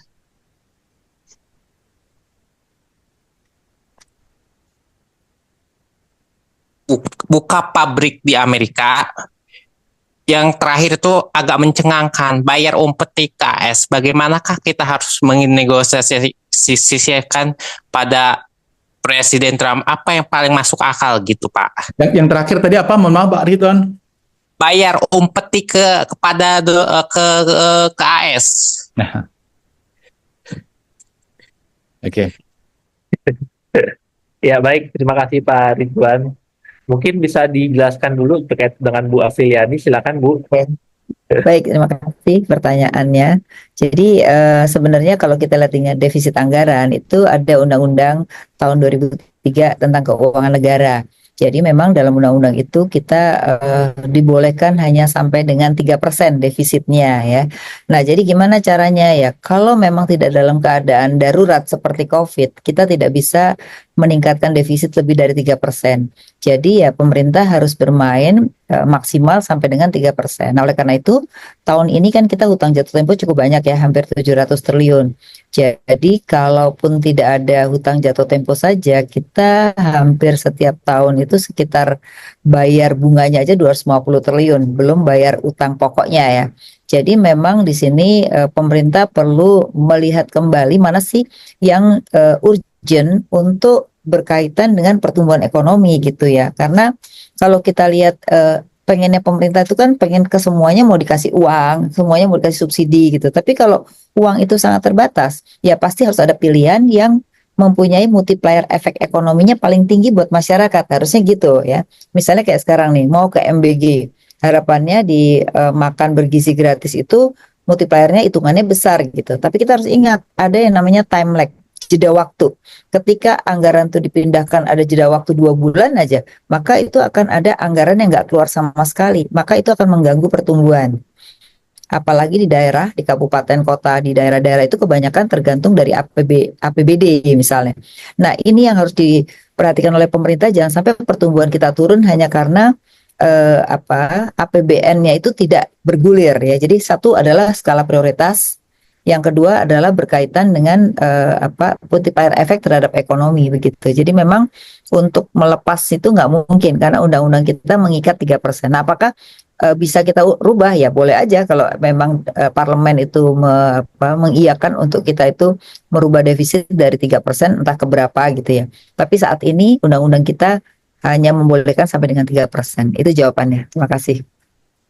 Ya, baik Ibu Afi, terima kasih. Oke, mungkin saya mau langsung ke Pak Iman dulu ya. Mungkin Pak Iman berkaitan dengan tadi masukannya Bu Afi berkaitan dengan emiten dari perusahaan keluarga nih. Ini kayak sebenarnya menarik nih. Nah, ini mungkin dari Bursa Efek, apakah punya ada rencana seperti itu gitu Pak Iman? Tepat, Pak. Jadi Pak Adrian, Bu Afi, memang kalau kita lihat sekarang yang menarik justru sekarang ini bahwa kalau kita lihat second generation, third generation dari pemilik itu ingin berbeda, punya legacy. Artinya ketika kakek mereka, ayah mereka, target mereka adalah profit kan gitu ya Bu ya. Lalu beberapa mungkin sudah mulai ke IPO. Nah ketika generasi ketiga ini atau yang pertama adalah secara pendidikan mungkin mereka sekolah di luar gitu. Jadi pulang dan selalu pengen ingin legacy. Ini yang menarik sekarang. Jadi kalau kita lihat sekarang Bu Afi, Pak Adrian dan Bapak Ibu sekalian bahwa justru yang tadi pengusaha-pengusaha yang family tadi melihat bahwa IPO itu jadi legacy mereka. Sesuatu yang membedakan mereka dengan orang tuanya ataupun kakeknya dulu. Jadi banyak sekali terutama di daerah sekarang yang targetnya adalah IPO. Memang concern kita adalah size kan gitu ya Bu. Artinya kalau kita bicara mereka yang menjadi concern adalah mereka tidak ingin sama dengan orang tuanya dan IPO menjadi pilihan. Atau kalau sudah IPO mereka akan lakukan lebih besar lagi lewat right issue. Jadi memang itu juga kita lakukan. Nah yang menarik adalah kami bersama-sama dengan Mandiri Sekuritas atau OKI sedang membuat survei dan EY untuk melihat bagaimana concern daripada pemilik tadi, baik owner yang sudah punya TBK company ataupun yang belum. Apa sih masukan-masukan? Tadi kan beberapa kita lakukan dari sisi kita, tapi kita juga ingin dengar bagaimana bisa bawa. Karena ini memang menarik, karena kalau kita bandingkan, setiap tahun rata-rata kita itu IPO di angka 50 perusahaan per tahun, 5 tahun terakhir ya. Bahkan 2 tahun terakhir di angka 60 sampai 70 perusahaan per tahun. Tetapi kalau kita bicara lighthouse atau market cap-nya 3 triliun, itu kita bicara baru 2 jari. Artinya 10. Itu masih sangat kecil. Artinya sebagian besar kualitas IPO kita masih di kelas menengah. Sehingga kita tadi mengharapkan tadi bahwa perusahaan-perusahaan keluarga yang besar juga mulai tertarik. Nah, insentif-insentif apa yang menyebabkan mereka tertarik untuk listing di Bursa Efek. Jadi demikian Pak Adrian, terima kasih. Ya, baik, terima kasih Pak Iman atas penjelasannya. Oke, mungkin kita buka lagi sesi pertanyaan dari Pak Oki mau menambahkan, Pak Oki, silakan Pak. Oh ya boleh mungkin tambahin sedikit yang masih related to yang Pak Iman yang pertanyaan terakhir ya. Jadi kalau saya lihat walaupun ini IPO itu dipakai sebagai sarana exit dan itu memang tidak tidak bisa dipungkiri beberapa investor itu memakai IPO sebagai exit. Tetapi yang saya bisa katakan dari bursa itu sudah mengusahakan sedemikian rupa dengan segala macam analisa dan peraturannya untuk kelangsungan dari perusahaan tersebut. Jadi siapapun itu controlling shareholdersnya, apapun baik itu berganti dari keluarga maupun ke new shareholders atau new investors, itu dari bursa akan memastikan bahwa kelangsungan going concern dari perusahaan itu masih tetap baik dan malah even lebih tumbuh lagi ke depannya. Dan ini saya memiliki satu contoh yang sama gitu ya, yang in this case gitu ya, yang memang exit dari family, tapi memang exit ini untuk dibeli atau ditransfer ke suatu investor yang malah bisa membuat perusahaan itu lebih tumbuh lagi, even to the regional level gitu. Jadi ini something yang dari bursa itu akan memastikan supaya investor protection itu terjaga gitu. Itu aja saya mau tambahkan itu. Ya, baik, terima kasih Bapak Oki. Ya kita mungkin mendorong ya harapannya supaya mungkin dari family business gitu ya, itu kita bisa berkembang, jadi fundamental ekonomi kita tentu akan lebih baik ya gitu ya, kurang lebih. Oke, Mbak Nurul mungkin sudah raise hand yang kedua, silakan, apakah mau ada yang ditanyakan Mbak? Ya, baik. Terima kasih untuk Pak Adrian. Sebelumnya, selamat siang semuanya. Perkenalkan, saya Nurul Aini.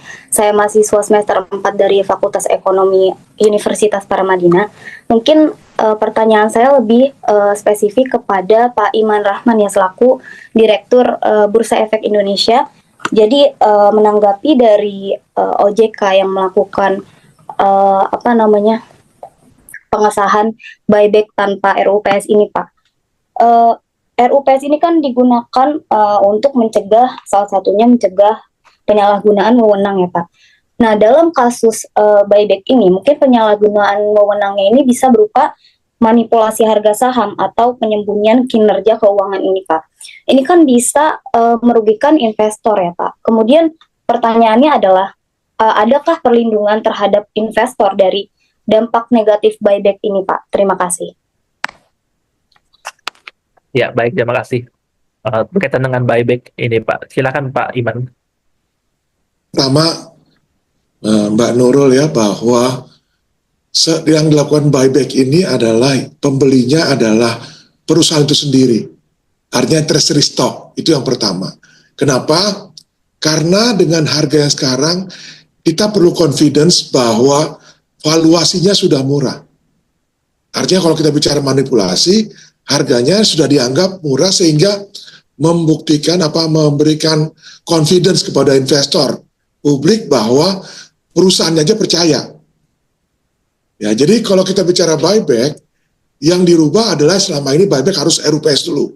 Jadi RUPS disetujui buybacknya, lalu pelaksanaannya 6 bulan sampai 2 tahun. Lalu prosesnya dilakukan bersama. Nah, yang dipercepat adalah buybacknya dilakukan tanpa RUPS.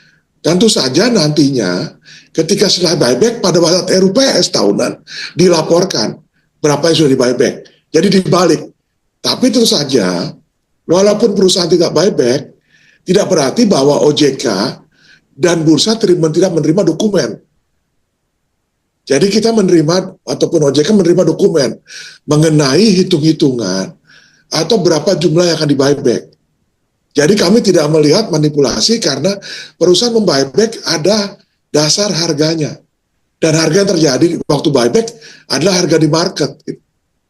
Jadi mereka tidak manipulasi harga buybacknya, tetapi range yang dilakukan sudah disubmit dalam dokumentasi yang disampaikan. Jadi perencanaannya sudah ada. Jadi ini tidak dilakukan untuk menggoreng sahamnya satu karena valuasinya sudah di bawah.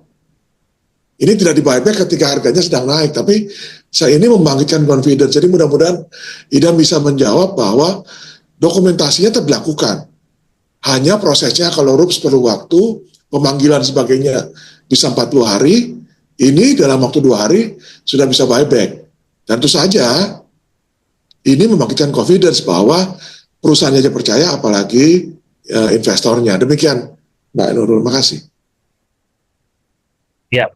Baik Pak, tapi Pak sebelumnya izin menanggapi. Ya, silakan.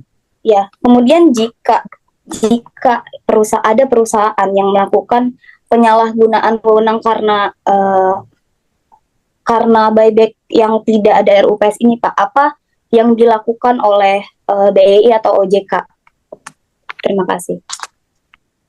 Penyalahgunanya seperti apa ya racingnya? Karena cash flow-nya dilampirkan juga, dia harus punya dananya. Kedua, rencananya hitungannya seperti apa? Jadi ada dokumen yang disubmit. Jadi rencana ini dihitung berapa jumlahnya, harganya berapa, di berapa. Jadi saya nggak lihat penyalahgunaannya seperti apa. Karena semua diatur gitu. Hanya yang tidak dilakukan erupsinya dilakukan di belakang. Tapi prosesnya sebenarnya cukup transparan disampaikan oleh perusahaan. Karena ini kan duit perusahaan. Artinya kalau perusahaan yang nggak transparan, pasti investornya akan mempanis harga sahamnya. Ini yang saya nggak lihat, makanya saya nggak lihat. Ini yang melakukan buyback itu bukan owner loh ya, tapi perusahaannya sebagai treasury stock. Jadi transparansi itu sangat penting dan itu mereka lampirkan dokumentasinya ke OJK. Nah itu yang saya nggak tahu mungkin sisi mana dari sisi yang tidak transparansi dan penyalahgunaan wewenang. Itu mungkin Nurul. Makasih. Ya. Oke, baik Pak. Terima kasih banyak Pak. Ya, terima kasih Pak Iman atas jawabannya. Ini mungkin ada info Bu Afi ini akan meninggalkan acara karena ada keperluan lain. Terima kasih Bu Afi sebelumnya atas kasih Pak partisipasinya. Iman. Dulu Pak Oki, Terima Pak kasih, Wijanto, Mbak Afi. Pak sampai jumpa Ya. dan teman-teman sekalian. Assalamualaikum. Waalaikumsalam. Waalaikumsalam. Ya, mungkin kita lanjut aja satu lagi pertanyaan dari kolom chat. Ini berkaitan sama pertumbuhan ekonomi di Q2 gitu ya. Ini mungkin Pak Wija atau Pak Oki bisa menambahkan gitu ya terkait dengan ini. Kalau di Q1 ini kan kemarin sepertinya itu tertolong sama libur Idul Fitri ya, konsumsinya itu kita kan lagi tinggi-tingginya gitu ya. Nah itu bagaimana dengan prediksinya di Q2 gitu ya. Nah ini apakah dengan pertumbuhan 5% yang dicanangkan oleh pemerintah Prabowo itu masih sepertinya relevan atau tidak gitu ya. Mungkin begitu. Silakan Pak Wija atau Pak Oki mungkin mau menambahkan. Pak Oki silakan terlebih dahulu. I think kalau kita lihat dari apa yang akan dilakukan pemerintah, saya yakin memang belum bisa kita lihat berapa persennya gitu ya untuk pertumbuhan di Q2 gitu ya. Tapi dengan berbagai macam breakthrough yang akan dilakukan pemerintah, saya yakin ini akan menjadi lebih baik karena memang objektifnya seperti yang selalu disampaikan oleh pemerintah dan presiden gitu ya, bahwa kita harus dan objektifnya kita harus tumbuh 8% by 2029 dalam mencapai Indonesia Emas. Nah ini kalau kita runut balik apa yang kita harus lakukan sekarang untuk mencapai itu. Nah ini yang selama ini yang selalu dilakukan oleh pemerintah. Jadi berbagai breakthrough yang dilakukan oleh pemerintah saat ini itu selalu akan mengarah ke sana. Gitu ya, kita again the last 10 years kita growing at 5% gitu ya, tanpa melakukan all this breakthrough gitu. Nah sekarang kita melakukan breakthrough ini dengan program-program pemerintah yang sekarang itu bagaimana nantinya wujudnya end up-nya kita akan mencapai target growth yang 8% nanti. Itu dari saya mungkin. Terima kasih. Ya, terima kasih Pak Oki. Pak Wija mungkin mau menambahkan Pak?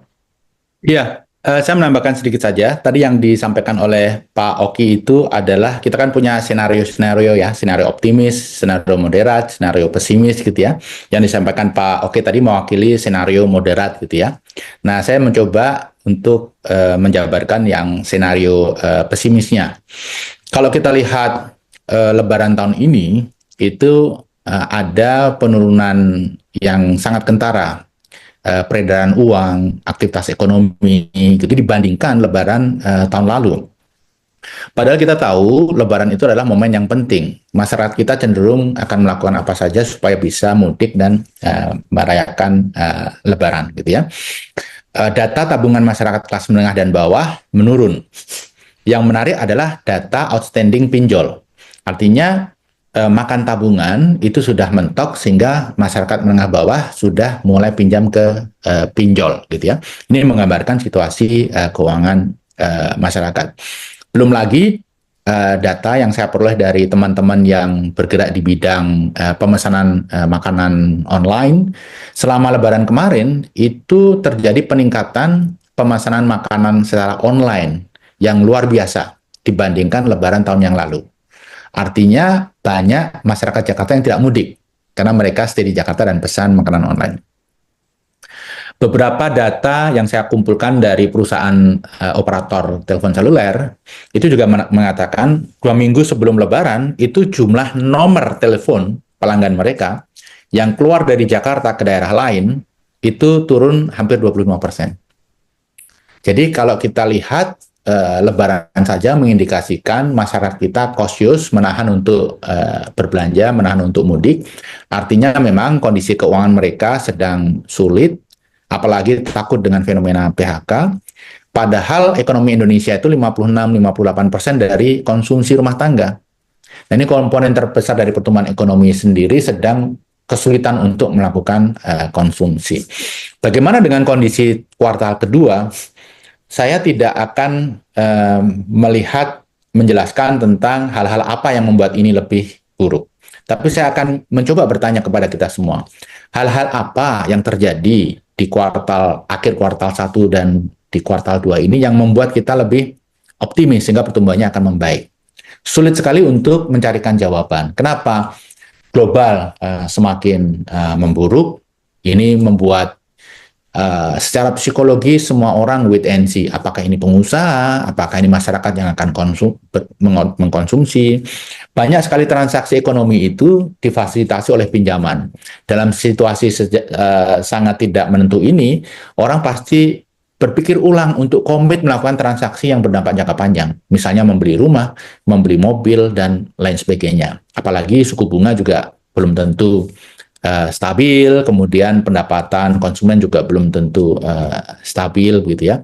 Jadi ada banyak faktor yang membuat saya lebih meyakini kuartal ini akan tidak mengembirakan, mungkin di level 4,7-4,8%. Kuartal kedua, year on year ya, kuartal kedua mungkin juga berada di level yang sama. Makanya saya mengusulkan supaya pemerintah melakukan rekalibrasi program-program besar jangka panjangnya dialokasikan untuk program-program yang immediate, yang short term, yang menciptakan lapangan kerja, mendongkrak daya beli. Demikian Mas Andri. Ini skenario pesimis, kalau tadi Pak Oki skenario moderatnya. Makasih. Ya, baik. Ya, baik. Terima kasih banyak. Tidak terasa ini sepertinya sudah jam 4 sore gitu ya, dan kita sebenarnya sudah diskusi sudah 2 jam ya. Ini sangat tidak terasa ya, karena memang pematerinya sangat luar biasa sekali gitu ya. Mungkin kita bisa berikan aplaus dulu untuk pemateri kita hari ini. Baik, mungkin saya tutup saja acara hari ini. Terima kasih pada Pak Iman, pada Pak Oki, dan Pak Wija, dan tadi tidak lupa berterima kasih pada Bu Afi gitu ya, kepada untuk sharing materinya hari ini. Semoga memberikan pengetahuan ya untuk Bapak Ibu yang hari ini nonton acara ini, baik acara di Zoom ataupun di YouTube nanti kita. Baik, itu aja dari saya. Mungkin saya akhiri acara hari ini. Terima kasih. Assalamualaikum warahmatullahi wabarakatuh. Selamat sore. Waalaikumsalam warahmatullahi wabarakatuh. Terima kasih Bapak. Waalaikumsalam. Terima kasih. Pak Wija, terima kasih Pak. Terima kasih Pak Iman, Pak Oki. Thank you Pak Wija. Thank you. Ya, terima kasih materinya.